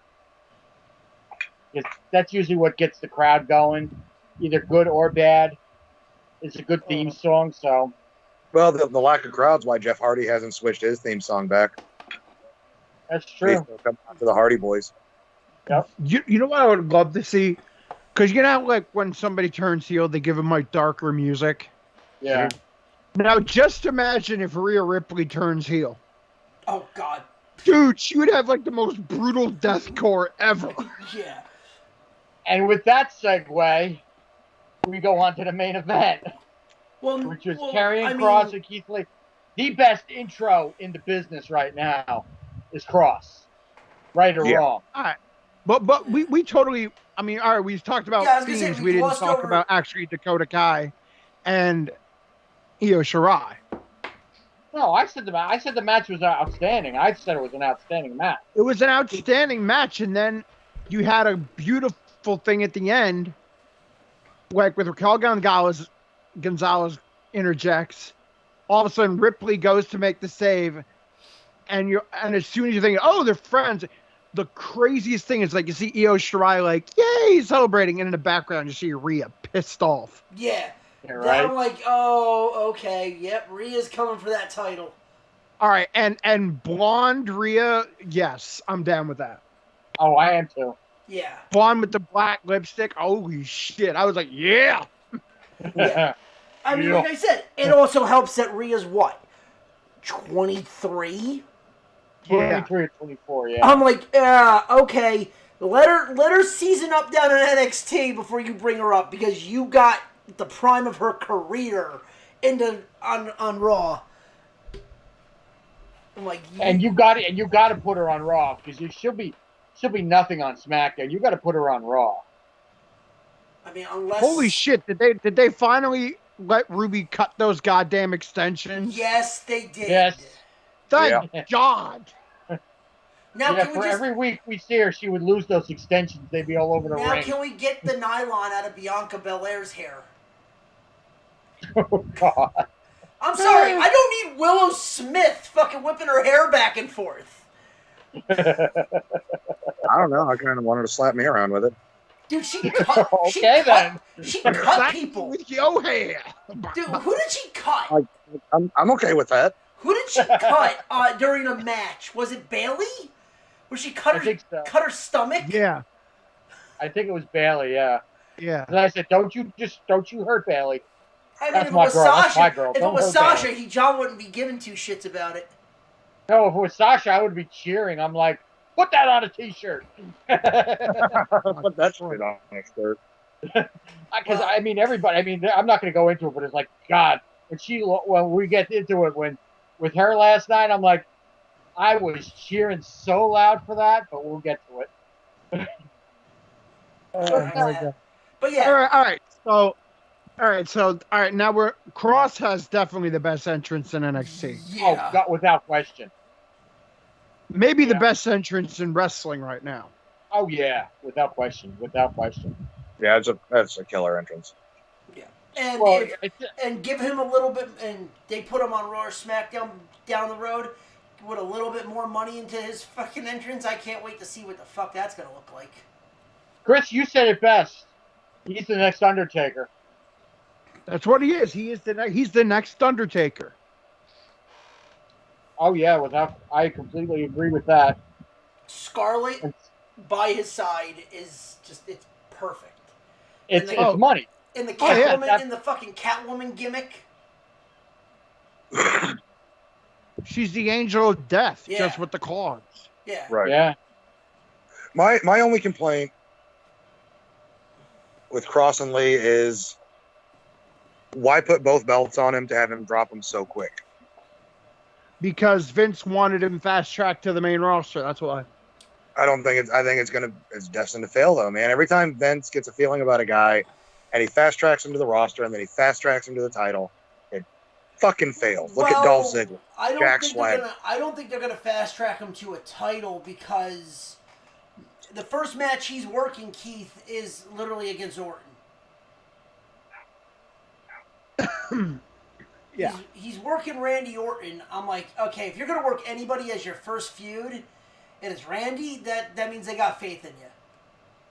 Well, now you have to wonder if Randy Orton's actually going to be enthused by it, or if he's not going to give a shit. Dude, the person that looks enthused is in Canada right now that wants to wrestle him, and that's fucking Brock. Yeah. Oh, yeah. Brock's in Canada. You mean Minnesota? No, he's in Canada. He's in Canada. He's got property in Canada and in Minnesota. He's got dual right now. Also in South Dakota. Yeah. South Dakota. But that's why he can't get into the States. He's in Canada right now. Oh, he's in Canada? All right. Let him stay there. But, no, dude, if this means that you get Brock versus Keith, I'm all in on that one. Because at the Rumble, Brock even just looked at him and goes, who's this motherfucker? Like, it's like, yeah, Brock's like, big boy. Oh, he's a big boy. Like, dude, the fact that Brock, without even doing anything, just kind of looked at him and was like, yeah, let's go. Like, he kind of just gave him that look, like, okay, let's fight. He's like, that's like, I can make some millions with you, kid. And here's the kicker. Brock sold for Keith. That's the other thing, too. Brock sold for him. Oh, yeah. And Brock doesn't sell for anybody. Exactly. Mister, I work once or twice a year. I mean, put him with likes Orton work because more, but Vince can't pay him. Main eventer. What's that? Say that again? I said putting him with Orton first is smart because it's going to help solidify him as a main eventer. Yeah. Oh, yeah. Oh, yeah. So, I mean, once he gets cleared, Keith Lee and Brock is a real possibility if it's booked right. Yeah, but it's got to be booked right, like you said. Well, we can't have Brock come in and fucking give him 9 German suplexes and F5 and it's over. How would you, if you're the booker, how would you book a match between those two? What, Keith Lee and Brock? Yeah. I'm going to have to battle the Bulls. That's power versus power. I have no issue with Brock going over as long as, if the match was like 25 minutes and even and Brock got the upper hand, that's how I would book that. All right, the first match between them would be knockdown, drag out, all that, double count out. It's a push no one looks bad. Right. They basically fight like crazy. Lee puts Brock Lesnar through the goddamn barricade. Double count out. Yep. Or double DQ. A schmaz, as they like to call it. Yeah, but not DQ. I think double count out. Yeah. Where both men beat the crap out of each other so bad they can't answer the count. Right. And then I keep them which would lead to the second match being false count anywhere. Okay. Wait, actually not false count anywhere. Sorry. Steel cage. Steel cage where Brock gives Keith Lee a belly-to-belly in the cage and they break the cage. Yeah. Yeah, because that's the other way you're going to get them. Well, not that you have to get Brock over, but to really get Keith Lee over, you got to really display power. It's like have him put Brock through the cage. Spirit bomb through the cage? Yeah, because that'll make. Go ahead, I'm sorry. So that would make sense because normally it's Brock that's running through these guys and he's causing all this, fucking destruction and pandemonium. And you have to book him to have that happen to him once to give Keith Lee the credibility to just fucking destroy him. That's why I had Keith Lee put Brock through the barrier, and then the return match, Brock hits Keith Lee with a belly, but they both go through the cage in a steel cage. But I think to really put Keith Lee, to really cement him, he would have to put Brock through that cage. Right. And be pure power, and everybody like the Beast, Brock Lesnar, who's never been this, that, and the other thing. Keith Lee destroyed him.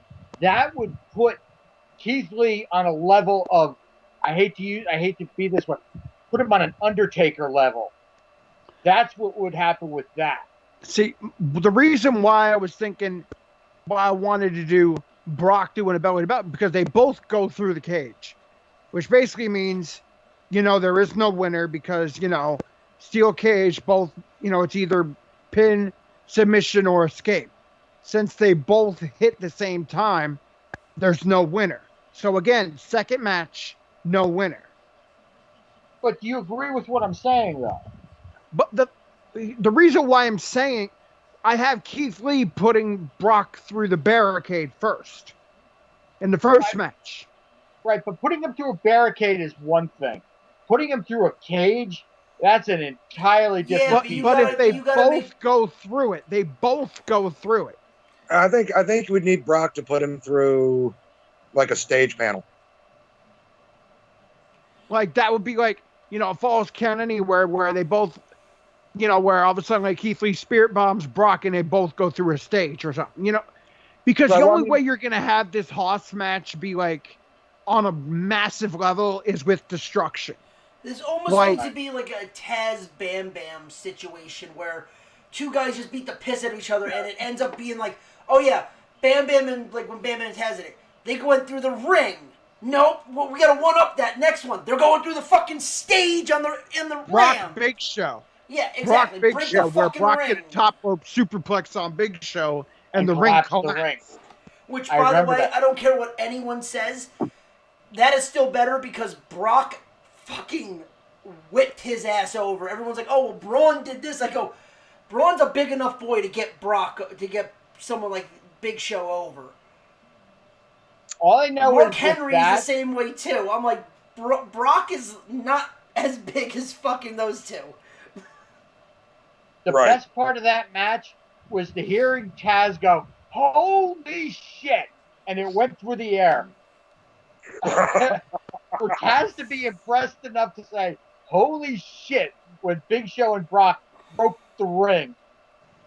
Oh my God, I actually said that to him. I said, did you get into trouble? When I met him at a convention, I asked, did you get in trouble for that? And he goes, no, because everybody was in the state of shock because they didn't know how big that was going to go. They didn't know how big that was going to go over when they planned it. He goes, and especially at that time, think about it too. Especially at that time, when were you ever thinking you were going to see a ring break? The way that like they set the hydraulics and shit like that, that's not a normal way to do it. No. And especially this was what, 2006?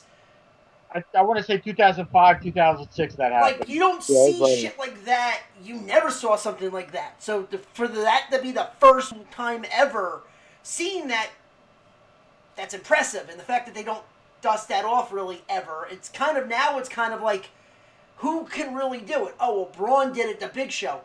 Okay, I'm sorry. Braun can fucking suplex Big Show. That's not that big of a fucking deal. Oh, well, Brock did it to... Big Show did it to Mark Henry. Really? Come on. Right. They're both the same size. You see, one thing with Strowman was a power lifter. That's the way. That's why there's a lot of credibility there. But Braun is still almost the same size as Big Show. So you kind of see it like that. Like, you see two tall guys doing a superplex. You're like, all right, the ring's going to break. I see that coming a mile away. Brock was like 290 at that time, and Big Show was $5 bills. Yeah, he was well over 5 bills. And he snapped him over. It wasn't like, oh, Big Show helped him. No, motherfucker got snap suplexed off the top rope. Yeah. Yeah. So it's like, that's why that's why that stands out more, because Brock got him over with a little help, but with ease too. Like, what I would do. Eddie wasn't much help in that because the way that the ring was on the airbags and shit. Yeah. It was, extra shaky up on top. Yeah. what I would do, all right, what I would do with Keith Lee and Brock is basically you keep booking them in matches where like either neither man can finish. Right. You do it like, and you keep doing it maybe 3-4 times until you get to a big pay-per-view like Royal Rumble or WrestleMania or whatever. WrestleMania, of course, would be the great payoff. Right. Like, you have them where they both go through the cage. Then you have them in a Falls Count Anywhere match where they're tying up, going, back and forth, and they both go through the LED. Right. Shit like where they're both destroying shit, but to the point where they have to throw the match out. Right. Where the fans still get the oh my God moments and everything like that. They still go home happy without a winner. Right. And be, oh my God, I can't wait to see this. And then the final one, the final match, they finally have like, maybe they have like the Matt Riddle like setup they had with Riddle and Thatcher. Or whatever. Something that can finally house them. Right. Where they're not going to go through things. Like you have that cage like reinforced. You want to make it even better? Make it a Hell in a Cell. You want to really do it? Have the two of them on the top of a Hell in a Cell, and then they go through the cell, and then through the ring. Well, that would be one of the no finishes. Would be a Hell in a Cell match where they both go through the cell through the ring. Do you imagine if once the crowd comes back, if that's a main event and they both go on the top, they bust through the top of the Hell in a Cell, bust through the ring? Can you imagine the pop the crowd would give that? Dude, the Spirit Bomb where they both go and just boom.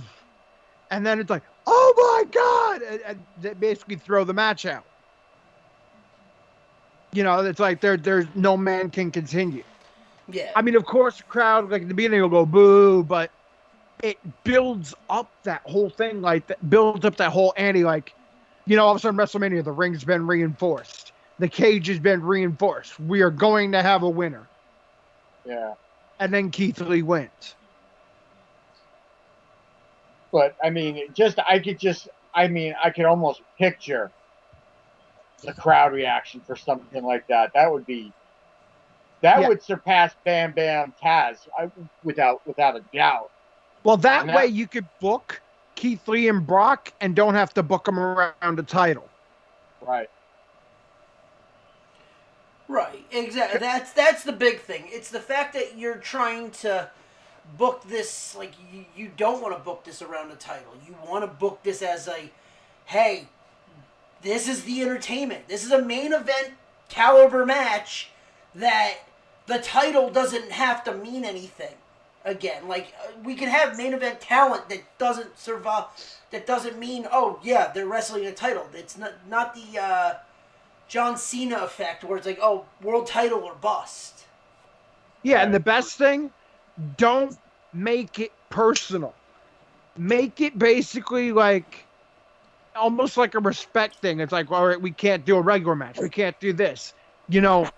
We need to find out who can win. Right.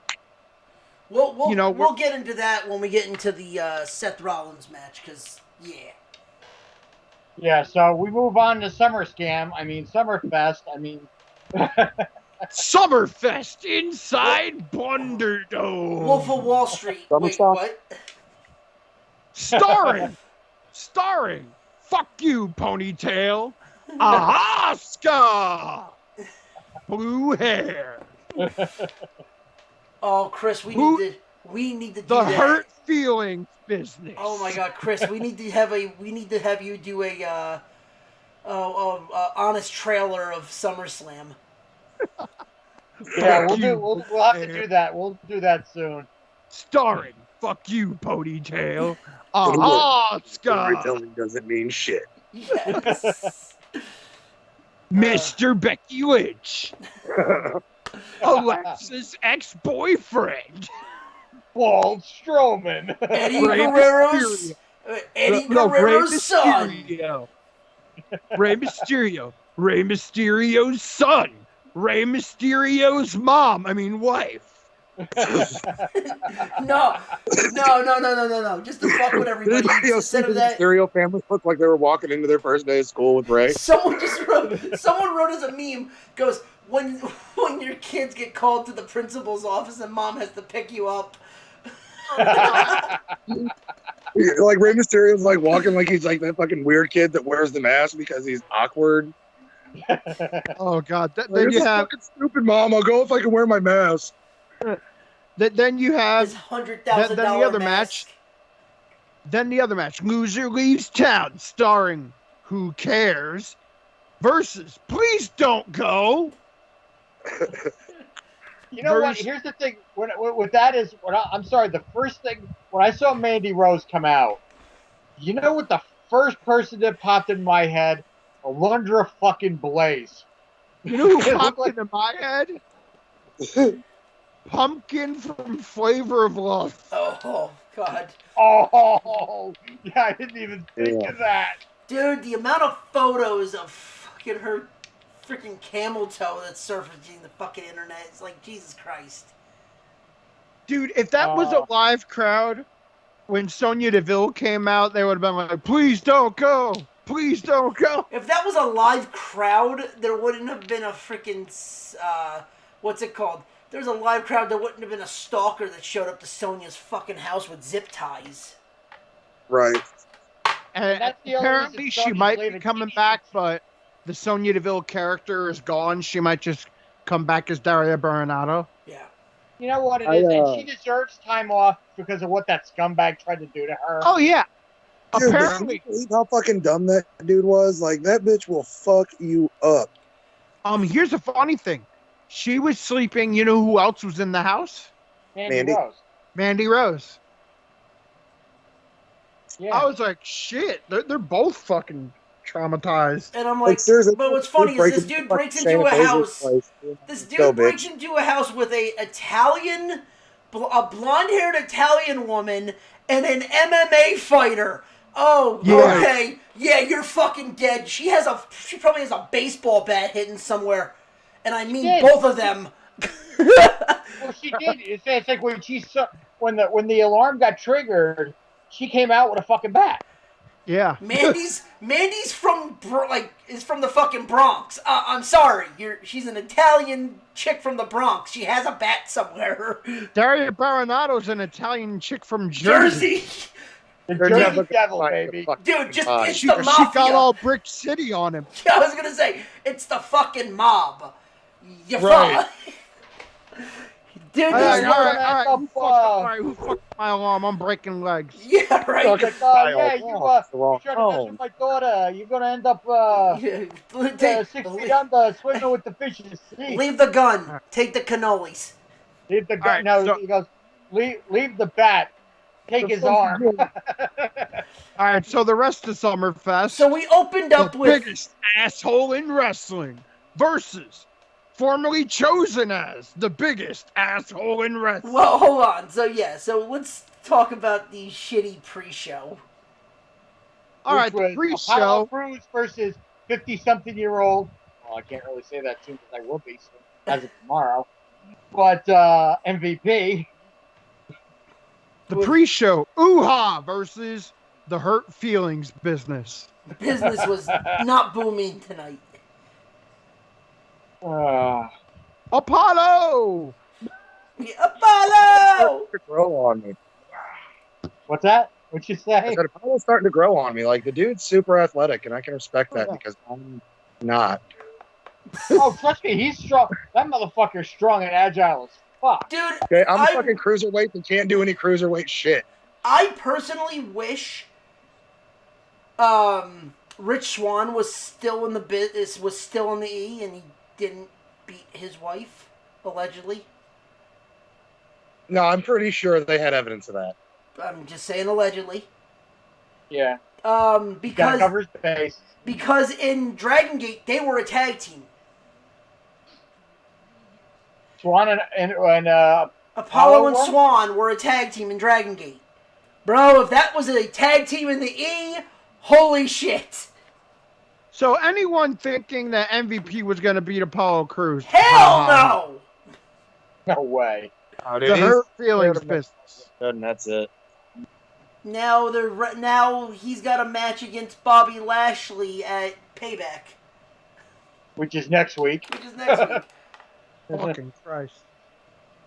Are we going to weekly pay-per-views? What's up? Yeah, I know, right? What is this, TNA? This is the fucking asylum? WWE's become TNA. The fucking asylum? New WWE schedule and 52 pay-per-views a year.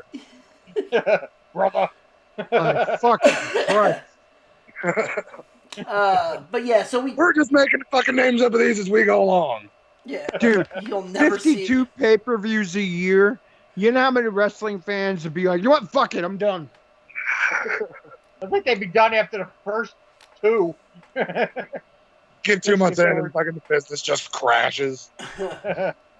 That's like when you get excited for the UFC cards, and even some fight nights, and then they have the fight night, the Frankie Edgar one, and you're just like, yeah, all right, I'll pick this fight out. I don't really give a shit about the others. Yeah, you kind of look at it. All right, I'll put it on my computer while I'm watching TV. You kind of look at it and be like, can I make money off this fight? Nope, fuck it, I ain't watching it.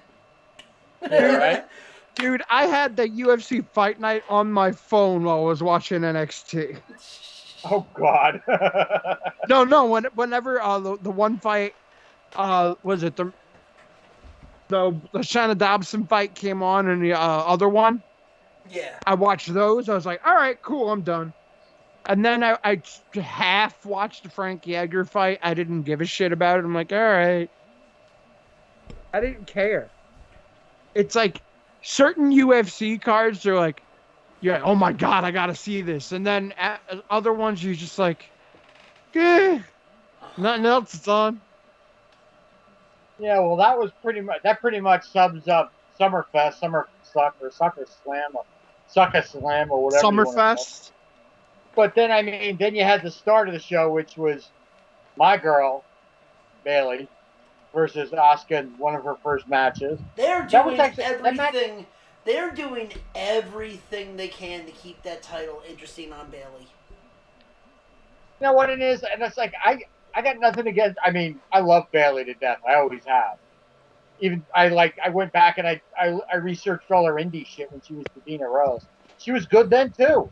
She's always been good.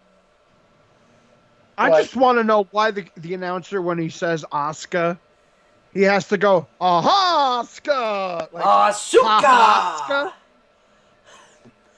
It almost sounds like Ha-Haska. No, it's like when I think of it, when I go, Asuka, I go, Deed! Yeah, like, Asuka! It sounds like the guy from the Sixers going, Embiid! It's like, no. Indeed. Yeah. But the match was, it was a good match. There was some solid spots in it. It was what it was. But we all knew. I kind of hoped Asuka would, as much as I hate it, I would have liked to have seen Asuka win both belts. But I have a feeling they're going to start slowly stripping. They're going to lose all the belts sooner than later. I already knew that I was kind of half right. I got the wrong order for what I thought, because I think it would have been better if Bayley was pissed off at Sasha for still having her title. Yeah. Because then... What the fuck is Mickie James doing back? Mickie James was back last week. Oh, yeah, like, you're going to, knock Lana out. She looks good. Kicked her out of her shoes. Hardcore country! But, alright, so the next match that we had was the Street Profits versus Andrade and Angel Garza. Oh, okay, so the honest trailer version of that would be Pimp Cup versus Taco Sexy Tuesdays. Man. Taco Tuesdays. Pimp Cup versus Latino lovers. All right. The funniest thing is now with this Blunder Dome, the fact that we legitly now can do like pyro and shit like that. The best thing you can do is literally shoot out solo cups. Oh yeah, boom, boom, boom, boom. Raw Underground, dude. Why do they have like smoke in Raw Underground? Because it's supposed to They be want the edgy. smoke. Yeah, they want the smoke. No, it's like he opens the door. Like, I'm gonna go into Raw Underground and fight. All right, so why do you have smoke there? Are people like lighting up and shit? Yeah, they're smoking Who knows? pot. I And sure of one hope. thing I course, got, it's the hurt feelings business going in. The what I fact that gotta say AJ is, Styles just came out and was like, "Oh yeah, we can't do this shit because fans are gonna be hurt feelings." Dude, uh, dude, the best thing would be like all of a sudden Raw Underground. You all of a sudden like the smoke comes out and all of a sudden he's here, bro. It's like, aha, now I know why there's smoke. Fuck, dude.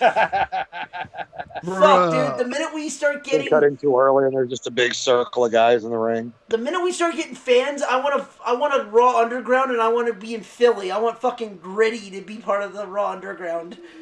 oh Dude, God. I want Gritty sharing a bowl with Matt Riddle. Oh God. Dude, Gritty needs to. Bro. Dude, I'm sorry, but Gritty needs to be in a fight in the Raw Underground. He already punched a kid. He needs to start beating some bitch. He needs to start beating some bitches up. He like, dude, all other NHL mascots. Oh, no, dude, all mascots bow to Gritty. Yeah, right.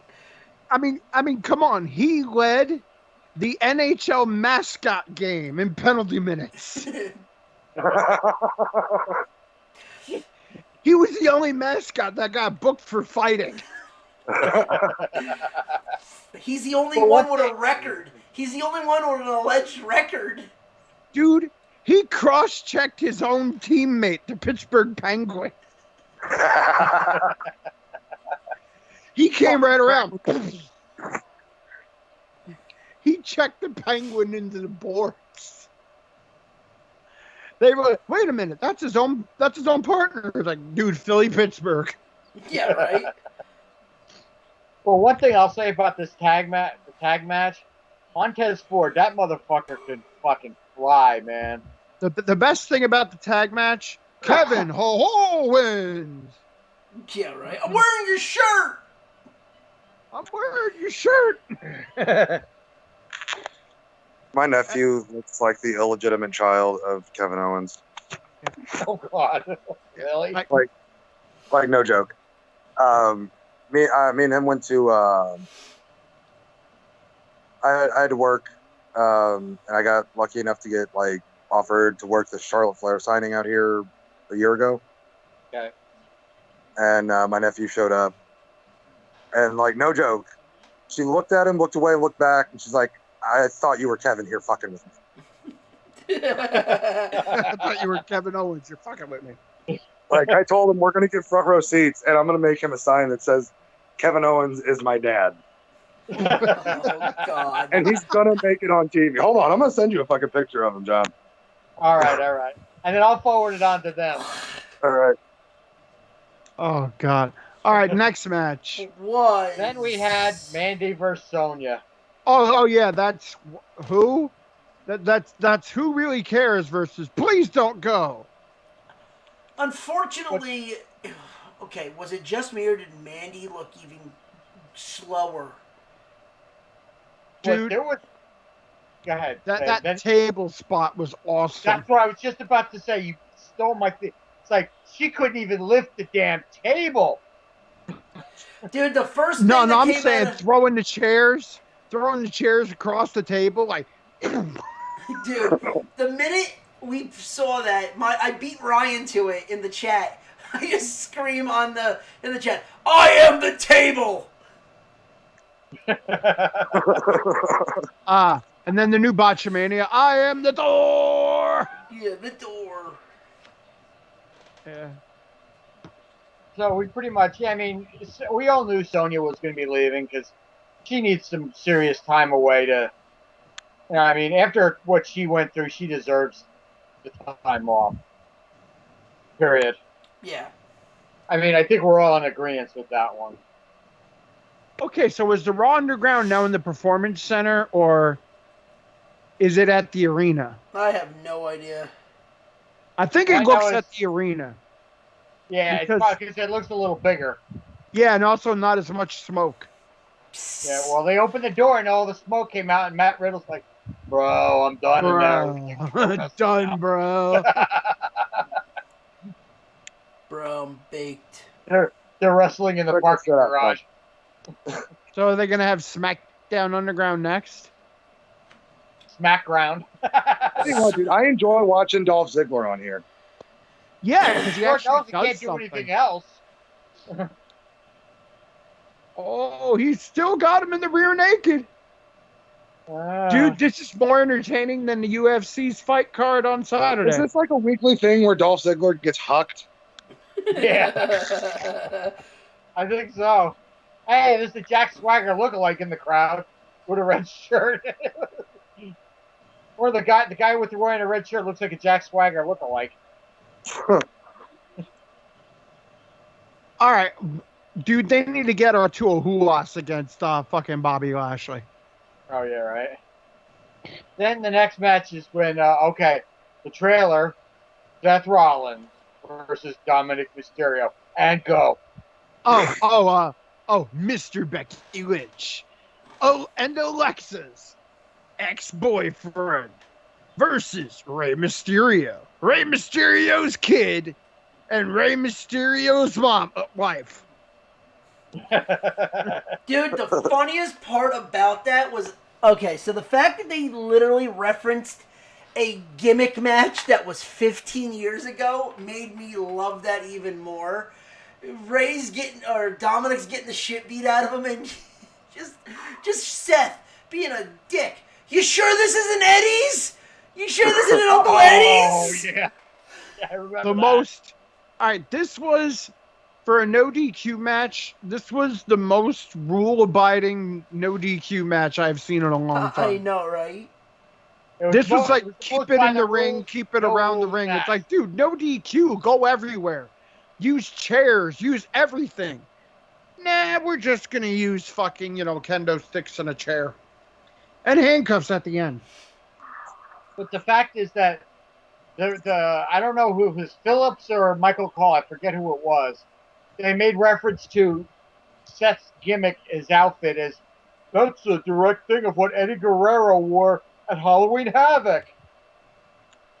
Did he really say Eddie? Yeah. Even though that was Rey Mysterio's fucking gimmick from Halloween Havoc? That was Tom Phillips, because it was Raw. Yeah, it was Phillips. No, but they made reference to they made reference to Eddie Guerrero because he was involved in the match. Yeah, that was what Ray wore against Eddie, but that wasn't. Oh, okay. Updated. Rey Mysterio, Eddie Guerrero's son. Hey, John, check your messenger. Dude, wait a minute, on Facebook? All right, hold on. It's the fact that just Seth being a royal dick was great. Just, you sure this isn't Uncle Eddie's? I'm like, oh, you're an asshole. Dude, he's always been an asshole, but I'm not warming up to this Monday Night Messiah bullshit. Like, it is a really bad fucking CM Punk ripoff. My thing is with him is, when is Seth going to get his comeuppance? When is the face going to go over? Oh my God, you are so right, dude. She's almost ready to. Ryan, you are so right with that thing. I got to forward this to the guys. I fucking told you, it looks like Kevin Owens. I got to save this. All right, in a couple months, when Becky Lynch is like almost like 8-9 months pregnant, Seth are gonna have to take some time off. So that's when Seth will get his comeuppance. Yeah, it's sure. So what? Survivor Series? Yeah, basically. I like the Monday Night Messiah because Seth Rollins as a heel works. Seth Rollins as a heel works, but I think that this is just some lame-ass attempt to try to draw CM Punk back in. I don't think they've been talking about maybe him being... All right, I'm sending the picture, guys, that Ryan just sent me with his nephew. It's in the text chat. I see it. Oh, damn. Jesus. God damn. Right? Yeah. Kevin Owens I don't think CM Punk's coming back to WWE. I don't think he ever will. Never say never, but KO is my father I never met. all right. What rumor did Wrestling Fan Poop Shoot say now? I swear to God, Keith Lee looks like he's wearing a fucking skirt. But no, why is Keith Lee in shorts all of a sudden? What, Vince McMahon don't like Keith Lee's, actual tights? All right, we're just gonna put some shorts and a vest. You'll be all right. That's good shit. Yeah. We need you to kill. We're gonna have That's a good shit right shirt there. Instead of your actual tights because you look fat. Keith Lee's like, motherfucker, really? We need you to shave to have that baby face. Yeah, you're gonna be a cleanly shaved baby face. You got that dark, that dark meat baby face with a hell of a drop kick. What Keith Lee should do to that goddamn thing, like he did the one pay-per-view, he should write Black Lives Matter on it. That'll get Vince mad. Oh God. I think it's on his trunks, isn't it? No, Basket My Glory. He wrote it on his trunks in NXT. He had like special the Black Lives Matter armband on. Yeah, he had it during the In Your House pay-per-view. What the fuck is the person in the background wearing? Why does that guy look like something out of the Rocky Horror Picture Show? Dude, what is Tank Top guy? He's like, yes. Oh, God, yes. Yeah, the one with the white glasses. No, the guy with the fucking tank top. All he keeps doing is going, yes. All right. One guy has too many pieces of flair there. Oh, God. Yeah, the shirt was like sparkling all over the place. I'm like, holy shit, that's a lot of flair. Did you guys notice that during Drew McIntyre's promo, somebody put up a picture, the last picture ever taken of Chris Benoit? Oh, I didn't see that. Oh, and then they were subsequently kicked out. Right. That's gonna be kicked out, and he's gonna be edited out. What the hell is half-face bald guy doing? Like, well, they got rid of him, so he's no longer half-face is gone. Wait, what the fuck? The kid with the punches. It looks like fucking Sonic the Hedgehog is next to this guy. No, I was gonna say someone's the fucking rabbit. Someone's okay. That dude's face is too big. They had one guy's face. He takes up the whole screen. I'm like, dude, you're too huge face, man. Right. You know the wrestling is bad when we're making more fun of the people on the Blunderdome screens than they are with the match, and it's with the guy that we all respect. Dude, the Charmin Bear head over there, or a Sonic head. That looks like that's what I said. He's next to this guy. If you're a fan and you are watching on a live feed with a WWE replica title belt, you are a fucking loser. God, the guy that looks like... Dude, I was just talking about this earlier. The guy that looks like Chad. Oh, God. You had to go there, didn't you? I never got that. When people would come to indie shows with replica title belts of the promotion that's not even the promotion that's going. And like, I'm a wrestling fan. I'm like, dude, you look like a fucking loser. God damn. You want to talk about bad. When I used to go to NWA New Jersey, when they were a thing, and then they became NWS, Dapper used to have a hardcore title match, but it was a WCW hardcore title belt. No, I'm just saying, if you're a fan and you come to a wrestling show with a replica title, like, what the fuck? What are you a champion of? The Dorks? God damn. Are you the champion of the Dorks with no life that live in their mom's basement when they're 30 years old? Well, let's face it. If you bring a replica title belt to the show, you should be defending it. I was just going to say that, damn it. You beat me to the punch. I'm sorry. If you go to a wrestling show as a fan with a replica title belt, you deserve to get made fun of forever. Oh, please tell me Randy Orton's not going to bury Keith Lee on his debut. Thank God Drew came out. So I was really hoping they were going to bury him. There are people over there. As the biggest asshole in wrestling. Yeah. Well, anyway, we got to talk. Let's get to the next match. So, which was Asuka beating Sasha Banks for the title. Match of the night. Oh yeah. By the way, Sasha fucking lost. By the way, they said one thing that was punch the LED screen. Come on, McIntyre, punch the LED screen. I know you want to. There was one thing that was said that I was laughing my ass off was Sasha's never defended a title. Period. She's fucking losing it. Yeah, she loses. She wins it and then she loses it. But no, I'm saying she's never had a successful title reign. She's never had a successful title defense. She has gotten it and lost it in the same time. Look at all the shit with Charlotte. Oh yeah. Now Bayley took the title from her. Yeah, but I'm saying if you remember the thing with Charlotte, from her, everybody does. If you remember the thing with Charlotte, though, Charlotte and them traded the thing back and forth like 8 times. It went from like a SmackDown, then all of a sudden pay-per-view. Charlotte got it. Then went back to Sasha on Raw. Then went back to like a Hell in a Cell match. Went back to Charlotte. Like what the fuck?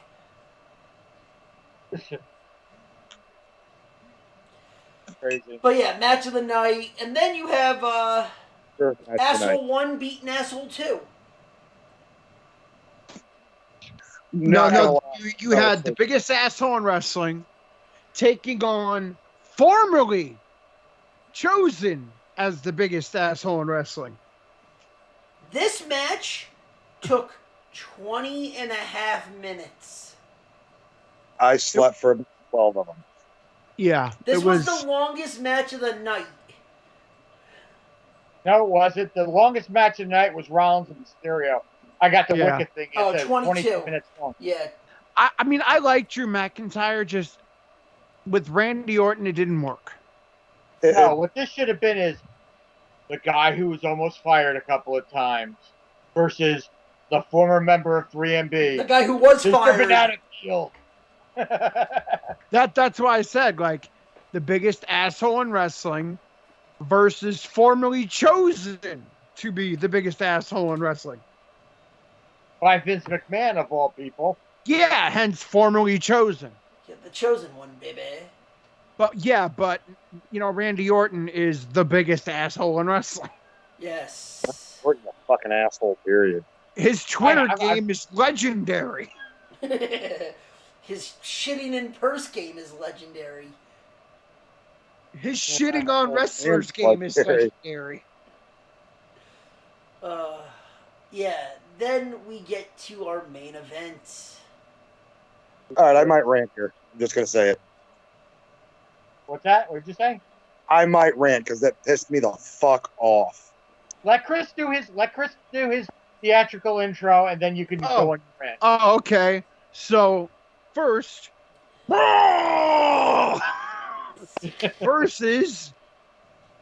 versus the biggest face in the WWE. The WWE's top baby face. And go. Go ahead, Ryan. Let it go. All right, so here's what got me, all right? They had a really physical match, and that's what I was expecting. They just keep building up the intensity, and I dig it. I'm a big fan of Bray Wyatt. I'm a big fan of The Fiend, mostly because of the Tom Savini mask. I don't give a fuck about Strowman either way.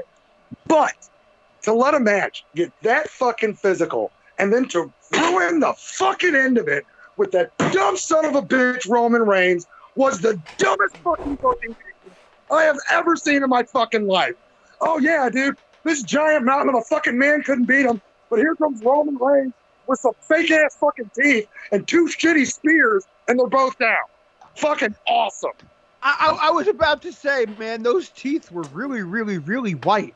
I'm going to do something. Somebody put up a gift of him and Frost and Friends. like straight up, like. I mean, was he wearing a mouth guard? And to make the Fiend look strong, and then they fucking kill him. They killed him with Goldberg. They killed him with Reigns. Dude, fuck Roman Reigns. He's been sitting at home like a pussy. I'm too scared. I got a fucked up fucking, respiratory system. I can get sick. I've got leukemia. Fuck, leukemia thing was a fucking lie. Just admit it. You went to film a fucking movie. You hit the gym. And then he comes back and automatically fucking right back in the title picture. He's going to be the leader of Retribution. Guaranteed. And it's going to be another fucking abortion led by Roman Reigns. I'm gonna say something, and Chris, you're gonna laugh at this because I'm gonna get a little COVID-y here. Yeah, like. No, I mean, come on, no comment on that beautiful rant. Well, wait, because I'm gonna stack on top of that rant. I'm gonna stack on top of that rant. Hold on. I have respect. All right, hold on. I have respect for Roman first off because he did take off because, well, he had 2 twins being born, and the whole leukemia thing did happen, but it is what it is. I mean, you can't call a guy a pussy because, Miz came in sick, and all of a sudden, with everything going around, especially at that point, you're like, no. Well, wait. And if somebody has a compromised immune system. I got a compromised immune system. I'm an essential worker. I'm out there every day. Hey. Chris, I'm going to answer that question with another statement. He's a cancer survivor. I can't argue. He leaves when everything is there. Okay, fine. That's not a big deal. If he came back when they had a vaccine, I would have not cared. But you're coming back when it's the fucking biggest spike in Florida. Thank you. Well, the thing is also WWE also has a testing program like AEW now. But the minute he gets it, he's fucked. If he got it, he's fucked. Yeah, that's if he gets it. The thing is, the reason. My thing, I'm thinking, same as if with Brock coming back or whatever. WWE started taking it seriously and they started testing the way AEW does. So, with that being said and that in place, now wrestlers feel a little bit more safe. Where before, working at the Performance Center with Vince McMahon just doing temperature checks and a questionnaire, and, no masks, that it was dumb. I mean, even NXT now with Full Sail, they do all the testing and all that, and they have the PC fans wear masks, even with the freaking plexiglass, which I love the plexiglass because the it makes it great. Yeah, it's great. They throw them into it, they power bomb them into it. It's amazing. But the last match they're going to use the plexiglass if Karrion Kross is still in NXT. He's breaking it. Yeah, he's going to shatter it with a fist. And another thing that I'm going to pile on top of what Ryan said. The only thing with Roman Reigns, he's basically ripping off Steve Austin's shirt. Yeah, Drink beer, right? Stun people, leave. Oh, really? Oh, God, now he's going to be in a triple threat match? Oh, yeah, he's got these... right back into that title spot so he can jerk off his wrist for Vince. Well, that was the other thing I was going to say is, oh, yeah, no, we have no issue. All of a sudden, Fox 5, oh, yeah, we need, your ratings are low. We need something. Roman, come in. Yeah. If he was ready to come back, hey, if he's ready to come back, he's ready to come back. And the thing is, it makes the most sense right now because WWE can doctor the whole, I gotta put it, WWE can doctor him being a babyface or heel, whichever way they want to go. Because there's no fans and nobody to, boo him out of the building. Yeah, it's still gonna fall flat on his face. Oh, yeah. They can doctor it. And how much do you guys after a while? How much you want to bet it? Payback, he picks up the Universal title off Fiend. Oh, I'll guarantee he gets it. Oh, we will. By pitting Braun. He ain't gonna pin the Fiend. Literally just making him a fucking transitional champion. And once again, killing any credibility the Fiend Bray Wyatt has as an unstoppable force. Well, he's not going to get pinned. He's going to get stopped with a shitty spear and a fucking ghost Superman punch. He's not going to eat the pin. It's going to be Braun. That's why they put Braun in the fucking match to eat the pin. Roman's going to pin the monster. Flat out. That's what's going to happen. I don't know. I could see the Fiend eating the pin. You pin the Fiend, you kill the gimmick. Yeah, the gimmick's already dead. Goldberg killed it. Yeah. But here's the thing. he kind of brought it back when Goldberg, because everyone's like, dude, the fact that I guarantee you, if you go ask anybody, everyone has wiped the Goldberg match from their fucking mind because of Saudi. If they wanted to really build the Fiend and keep him looking strong, they'd have given him a longer program with Cena. It was fucking beautiful. Well, Cena was ready to fucking pack up anyway. Yeah. See, that's the biggest problem with some of these, like, entity characters. Like, as soon as you have an entity character like the Fiend or whatever, now if they finally say that Bray Wyatt just goes to a certain place and he becomes the Fiend, it works. But as soon as he's like, oh, I can't do with him, and he's like an entity or whatever, like entities are like gods. They're not supposed to lose. Look, they're supposed to be invulnerable. If it would have been Bray versus Braun, and then Roman come out, that would have made sense. Because Bray Wyatt and the Fiend, for all intents and purposes, like this time, are two separate entities. Just like, cult leader Swamp Bray Wyatt's different from the Firefly Funhouse. From the Fiend, he's got those three personalities. Had it been either of the other ones, had it been the cult leader, had it been the kids show host, and Roman came out and did his thing, fine, whatever. Yeah. That makes sense. But to do it to a character that's supposed to be fucking unstoppable, just 2 nights before he gets fucking thrown off a loading dock, emerges from an ambulance as the Fiend, and then he gets dropped by a shitty spear? Come on, man. That's terrible fucking booking. Is Russo right? No, I think one of the things they need to do. This shit. Well, one of the things they need to do to sort of save the Fiend, to have it be like, oh, it's just Bray Wyatt when it's one of his personalities. Of course everybody knows it, but you know how it is in wrestling. You actually have to show it. Right. To have like Roman Reigns, like have either Roman Reigns or Braun Strowman. Like, hit him and basically almost, like, remove the mask. You know what? I saw something, and I hope to God it was a joke, and I'm praying to God it was a joke. Somebody put up somewhere, Ronnie, I don't know if you saw it, that they're going to bring in Bo Dallas as the Fiend's friend or something. Oh, it was on kayfabe news, dude. Was it kayfabe? I saw that, and I said, please tell me that's a fucking joke. Dude, if it was the cult leader gimmick, and you brought in Bo... That's fine, because you could have done Bo Wyatt, and that would have been fine, but not as the Fiend. No. No, if you're going to bring in Bo Dallas as, like, a part of the whole Wyatt thing, don't have him be dark. WWE anymore? Yeah, he's still there. Yeah, don't have him be dark. You know what you have? Have the sinister version, because, like, Bray Wyatt's like the kids... the TV show host. Yeah. Right. The kids' TV show host. Right. The only thing that would work perfect with that is the Bolieve character.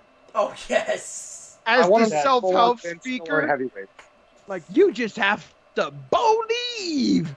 Like, with the whole thing like that would work so great. But, like, a sinister edge to it, that would work. But in order to save the Fiend, what you have to do, it sucks to say, but in one of these matches, you have to unmask him. To be like, oh my God, it's Bray Wyatt. So then they could go, Bray Wyatt goes to that certain place and becomes the Fiend. Right. So therefore, he's not an entity and an unstoppable force. It's kind of like Finn with the demon. Right. Or like how Mick Foley when he became Mankind. Right. Yeah. Mm-hmm. Or Cactus Jack. I was going to say it was more like when Finn Balor becoming the demon. That's what I just said. Or Festus at the start of a match. Oh, God. Good old Doc Gallows. The only man to get hired and fired about 4 fucking times. Yeah. The only way. I had no idea that he was Festus. Yeah. The only way. Like, that's the only way you can really save the Fiend with that, because otherwise you're just going to kill the gimmick. They've already killed the gimmick. They need to. It's fun fucking life sport. They've got to do something soon. Or the only reason back on. Yeah, the only reason that is anything right now is for the sole fact that Bray is keeping that alive. Yeah. Yeah. All right, I got a gripe about the match. Go for it. So for 2 to 3 weeks, they involved Alexa Bliss in this whole thing. Ah, yes. She starts tweeting cryptically. I'm like, okay, here we go. And then all of a sudden, you're waiting for this payback. She tweets cryptically, even up to like SummerSlam or Summerfest, and then all of a sudden, nothing. I'm like, what was the fucking point? Like someone even said, what was the point of that? And Alexa Bliss tweets out like an emoji of her just shrugging her shoulders. Like, I don't fucking know either.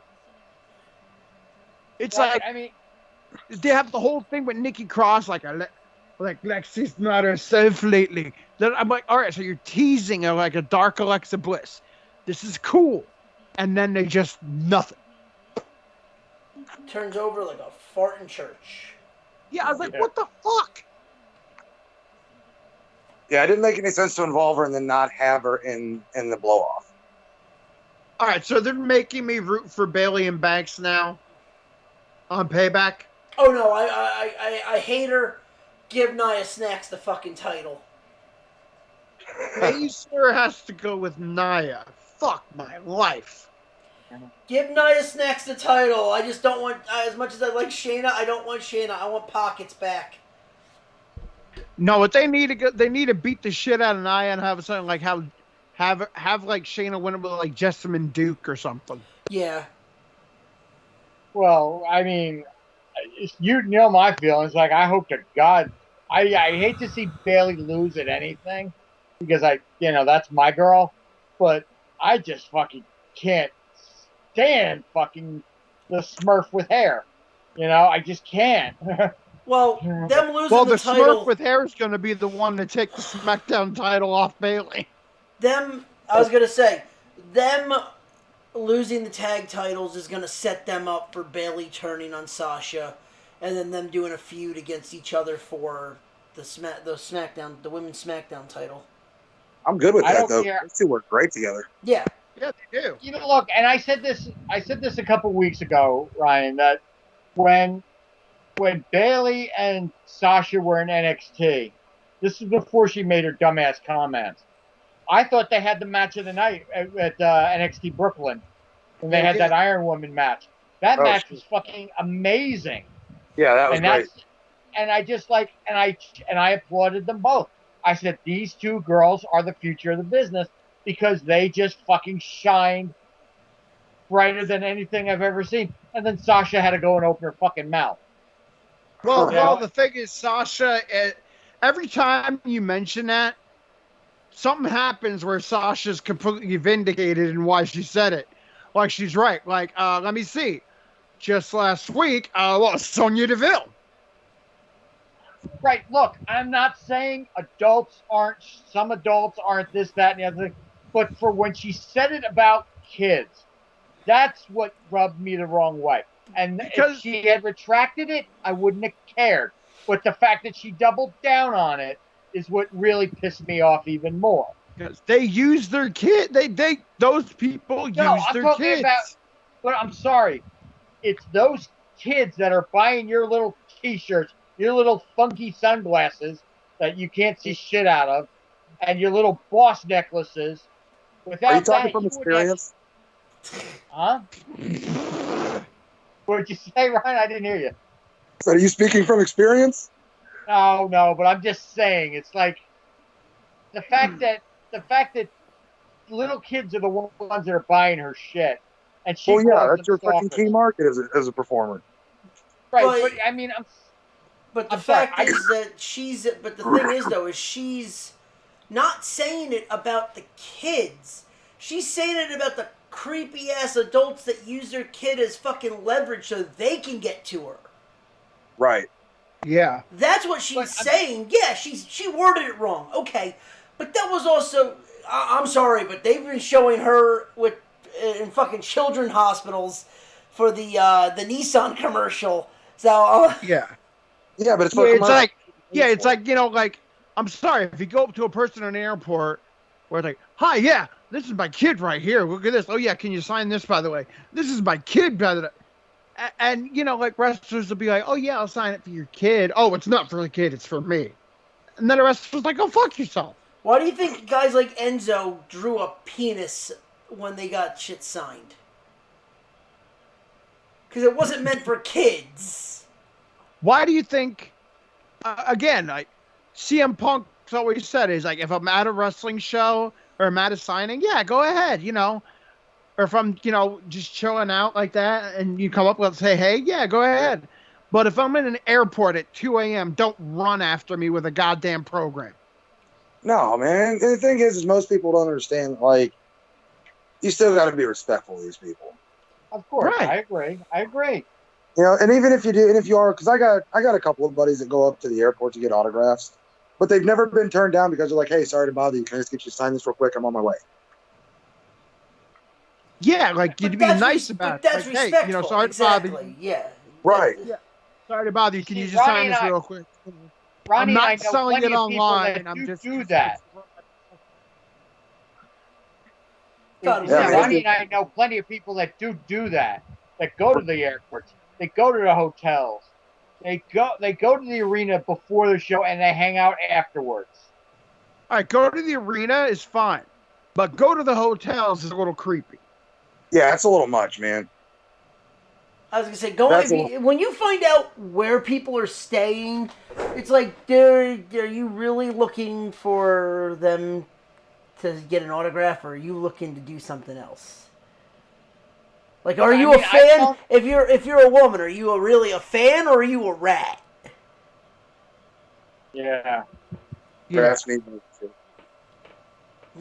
But it's like I'm sorry that I mean, she can say what she wants. She can do whatever. If she's doing stuff for the kids, great, grand, wonderful. Right. I just can't get past that. I just can't get past that. And the fact is, I still think she got into the business because of who her relative is. Oh, it's 100% why. And I'm sorry, it's like, look, I'm not going to completely say she's shit in the ring because she's not. She does have some talent. I'm not going to knock her for her ring stuff because she is good at. It's a two-dimensional gimmick to me. Well, all right. First off, she didn't get in WWE. All right. First off, she didn't get in WWE because she was Snoop Dogg's cousin. She never even let that be known. Because when she was on the Indies, she was Mercedes KV. And she worked the Indies for about a couple years as Mercedes KV. Okay. Like, that's her whole thing. Like, she doesn't, I mean, you would not even know she would be Snoop Dogg's cousin because her name is Mercedes Varnado, not Mercedes Brodus. Right. Or not Mercedes Brodus Varnado. Mercedes Varnado was a goddamn, Latina name. Yeah. And she has, what was it? Her father is black and her mom's white. Or something, okay. Or like Puerto Rican, Latina, whatever. I mean, she comes from a mixed family, so you wouldn't even know she was Snoop Dogg's cousin. Right. I think they finally let that leak with oh yeah, WrestleMania is coming up. And she's like, oh yeah, I think my cousin my cousin does stuff. And that was after she finally made a name for herself as Sasha Banks. Right. Yeah, exactly. And it's like I said, I'm not going to take her athletic ability. She's athletic as hell. I'll give her that. That's about as much as I can give her. But it's like Ryan said, her character. I'm sorry, the character hasn't evolved. She's doing the same shtick she did when she was in NXT, but she's got blue hair now. She's not redheaded anymore. She's got the blue hair now. At least with Bayley came in as the hugger and all that stuff. Bayley took that character and evolved it into the Bayley you see now. The role model. Your kids should idolize me. I got shorter hair. I don't have those stupid inflatable tube guys around anymore. I'll tell you what, I was a big fan of Bayley as a face, but I am a bigger fan of her as a heel. Me too. But you know what? I'll say this. In the beginning, when she turned heel, I was a little put off by it because I didn't know if she could pull it off. Until I said this last week. until I did some research, and I found a lot of her Davina Rose stuff from the Indies when she was a heel, and I'm like, damn, she was good as a heel back then. I could see where she's going with it, but the character is she's good at the character. She evolved her character, where Sasha hasn't evolved shit. She's doing the same crap she did from day one, and it's boring. Not really. She evolved. All right, when she started out in NXT, she was Sasha Banks. She wasn't the boss. She was just Sasha Banks, and that was that. She was Charlotte's lackey. Right, she was Charlotte's lackey. Into the legit boss thing. Guess what? She's still doing it now. She's not because it works. Because it money. Works. It's money. I mean, Asuka's doing the same goddamn gimmick since she started. But Asuka kind of evolved it a little bit. Well, what? She went heel, and then all of a sudden she went face and kept the same gear? That's like fucking Nakamura just going from, oh yeah, I'm doing my normal Japanese gimmick to, oh, me no speak English, but doing the exact same fucking thing. Yeah, but I'm doing the same exact goddamn thing. Where Sasha Banks, like, first she was Charlotte's lackey, Summer Rae's lackey, and then she started the boss character, and it evolved. Like before, like now they're like the best friends with Bailey, like that stuff. Like it evolved. Well, basically, their real life friendship took over, and it worked. The other thing that irritated me about Sasha is that she complained about losing the tag titles at WrestleMania last year, and she's like, she was so upset she left the business for a while. She lost to the Iconics. I would be pissed off too. Especially if you're trying to build the belts. Yeah. If you're trying to build the tag titles and you put them on two legit wrestlers that you know have hit home runs for you in the past, and then they drop them to two women that at the time were just coming in to the main roster, I would be pissed too. But that's it. And then she did that whole she you're probably I agree with you. You're right for the most part. But the fact that what she should have done is said, you know what? I'm going to just make sure I prove myself even more. She should have made herself even more. Wasn't she also recovering from a freaking like terrible back injury? I don't remember if she was or wasn't. Yeah, she was on the shelf because she had a really bad wrestling. Back injury. Also, wrestling is not like, normal fighting where it's like, I need to prove myself even more. No, because wrestling is only going to give you what they give you. It's like creative has this, go do this to the best of your ability. You can do that, but if you only fit in that role, it doesn't matter. Which basically means in wrestling, if you want to get more than that, either you need to hit it completely out of the park with what you have, or you need a politic.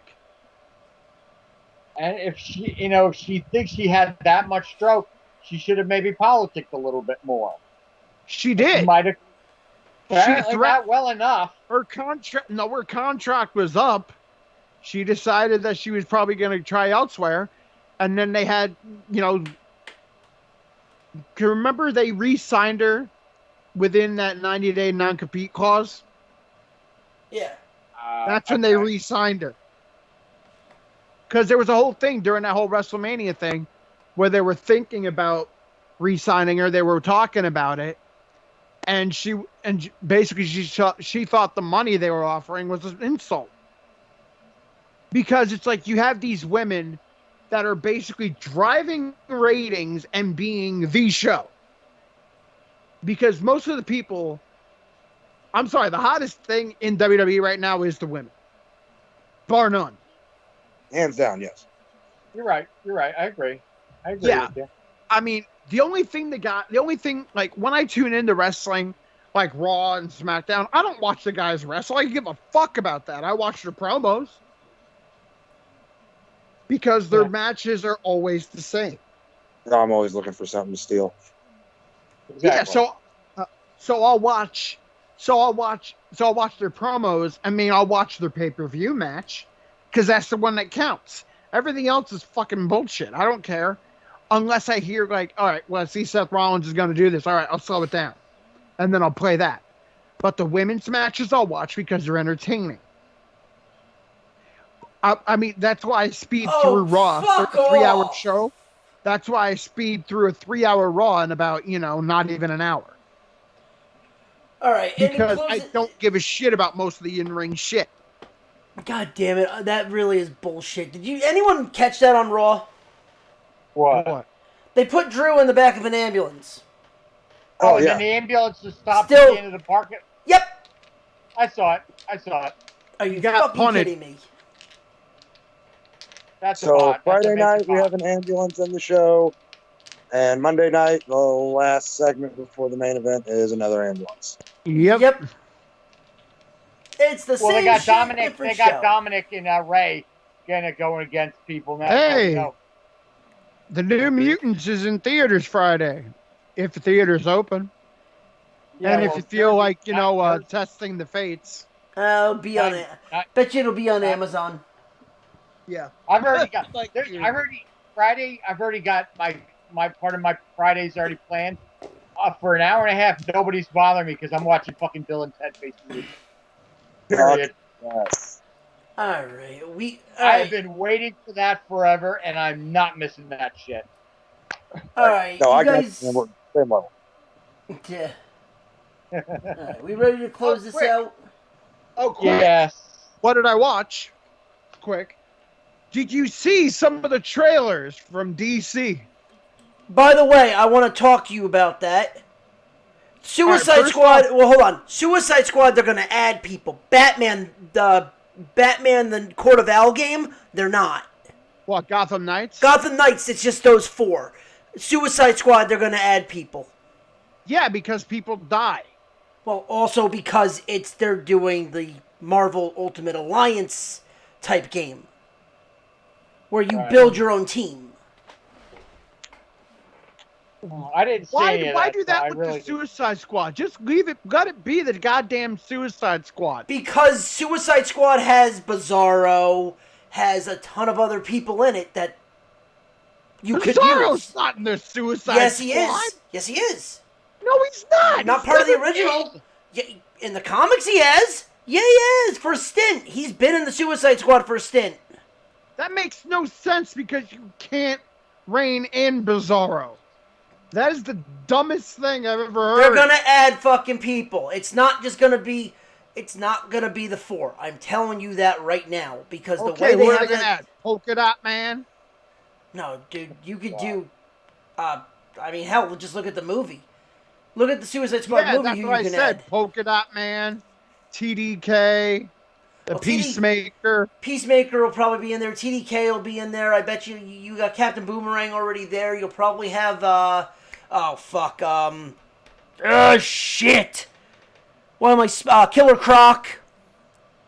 Which means it's gonna be like they're gonna have that for online. No, I'm telling you, it's going to be your fucking single player. Trust me, I know how these type of games work because this is not the same people that make Gotham, the Arkham games. Gotham Knights is, and they ain't changing that. It's going to be those 4 characters. The Arkham game, Rocksteady made the Arkham game. Yeah. Montreal did. It's a sequel to Arkham.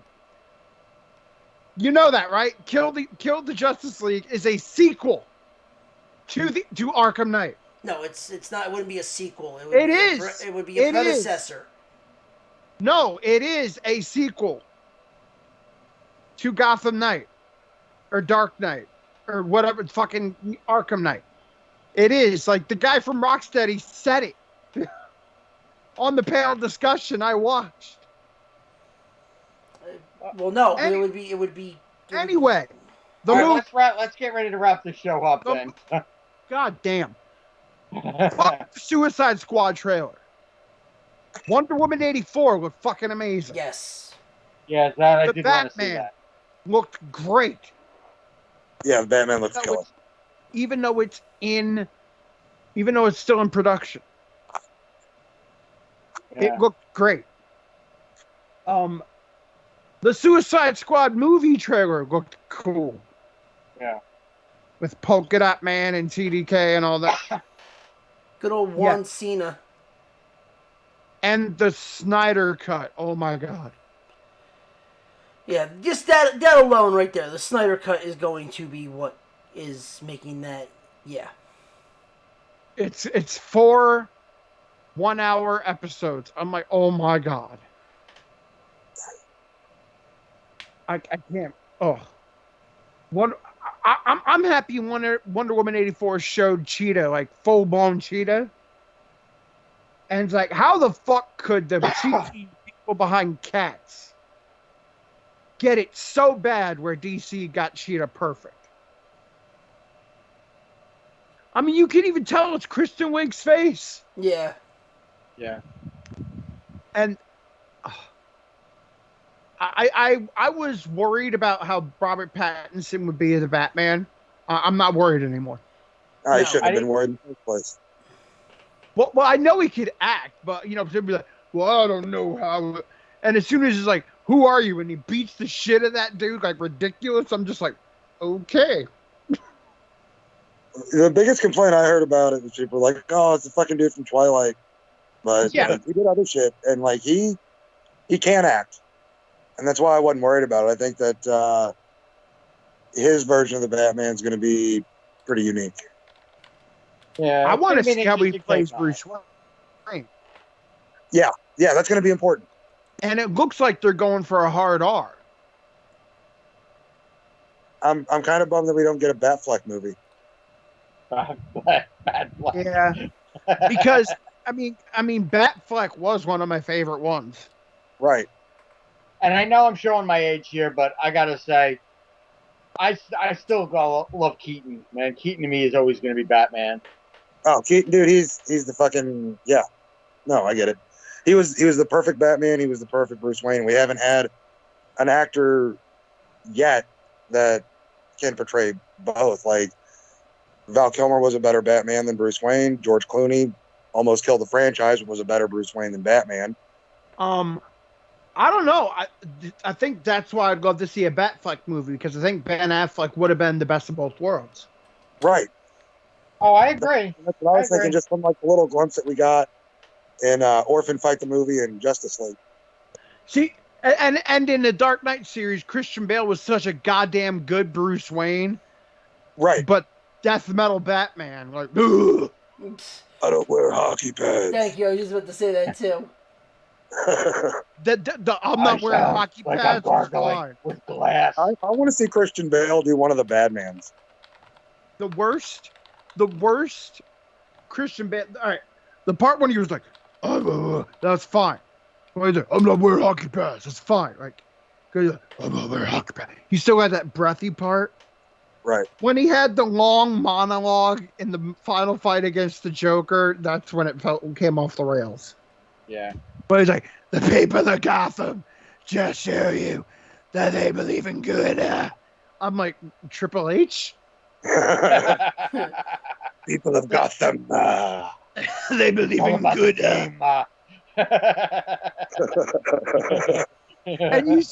And you see Ledger's face when he's just like, really? Oh, fuck me. Well, my laughing will be real in this scene. Oh, Ryan, you sent me that photo. I just got in the thing. I saw the Benoit thing. Oh, did you? Oh, that's fucking creepy. The funny thing is, Bale did redeem himself in Dark Knight Rises. Remember, guys, Uncle Chris loves you. Oh, God. Yeah. Oh, God. Oh, my God. Oh, it's getting that hour, I can tell. All right. Yep. All right, Ronnie. So what movie you picking for next week? We're going schlocky horror. Oh, God. Oh, God. We are Killer going. Pinata? It is not Killer Pinata. Pinata! A movie called Killer Pinata. Killer Pinata. It is on Amazon Prime. Ryan, do you want to take my place next week on the show? No, I'm gonna watch Evil Bong instead. Yeah. And you know my pick the week after that, Undefeatable. Yep. God. Dude, hey, Cynthia Rothrock, Don Niam, I'm down. Come on, man. Oh, God. Anyway. But Beautiful yes. mullets, kung fu. Yes, with that being said, that was our show. Thank you, Ryan, for joining us again. Yes, Thanks for having me, guys. Yes. Thanks very much, my Hopefully friend. we will see Thank you very much, for Ryan. for Heck in a Cage. Heck in a cage. Heck in a Cage. Heck in a cage. Oh man, I haven't heard that since like 1998. Yeah, I know, right? Maybe WWE will do Evolution. Oh, I hope they do Evolution. I do. I think we need another all women's pay-per-view. Evolution is a mystery. And I hope it's the debut of Tessa Blanchard. That would be awesome. Yeah, I don't think she's coming to WWE anytime soon. I hope so, but she's enjoying her honeymoon right now. Yeah. Well, we don't know what the future holds. If they throw enough dollars at her, she'll do it. That's true. That's true.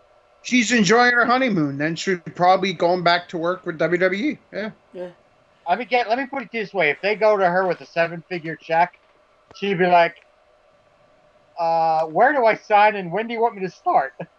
Right now, the problem is. All right, quick positive and negative from the NXT show. Yeah. Quick. Okay.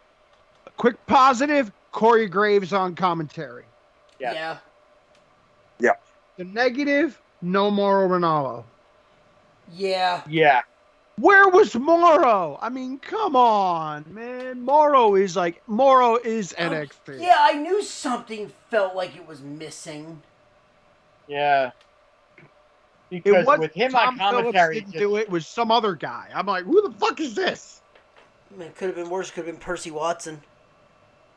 Oh, yeah. I don't know. Percy Watson worked with Mauro. This guy was like wannabe Mauro. I'm like, you suck, wannabe Mauro.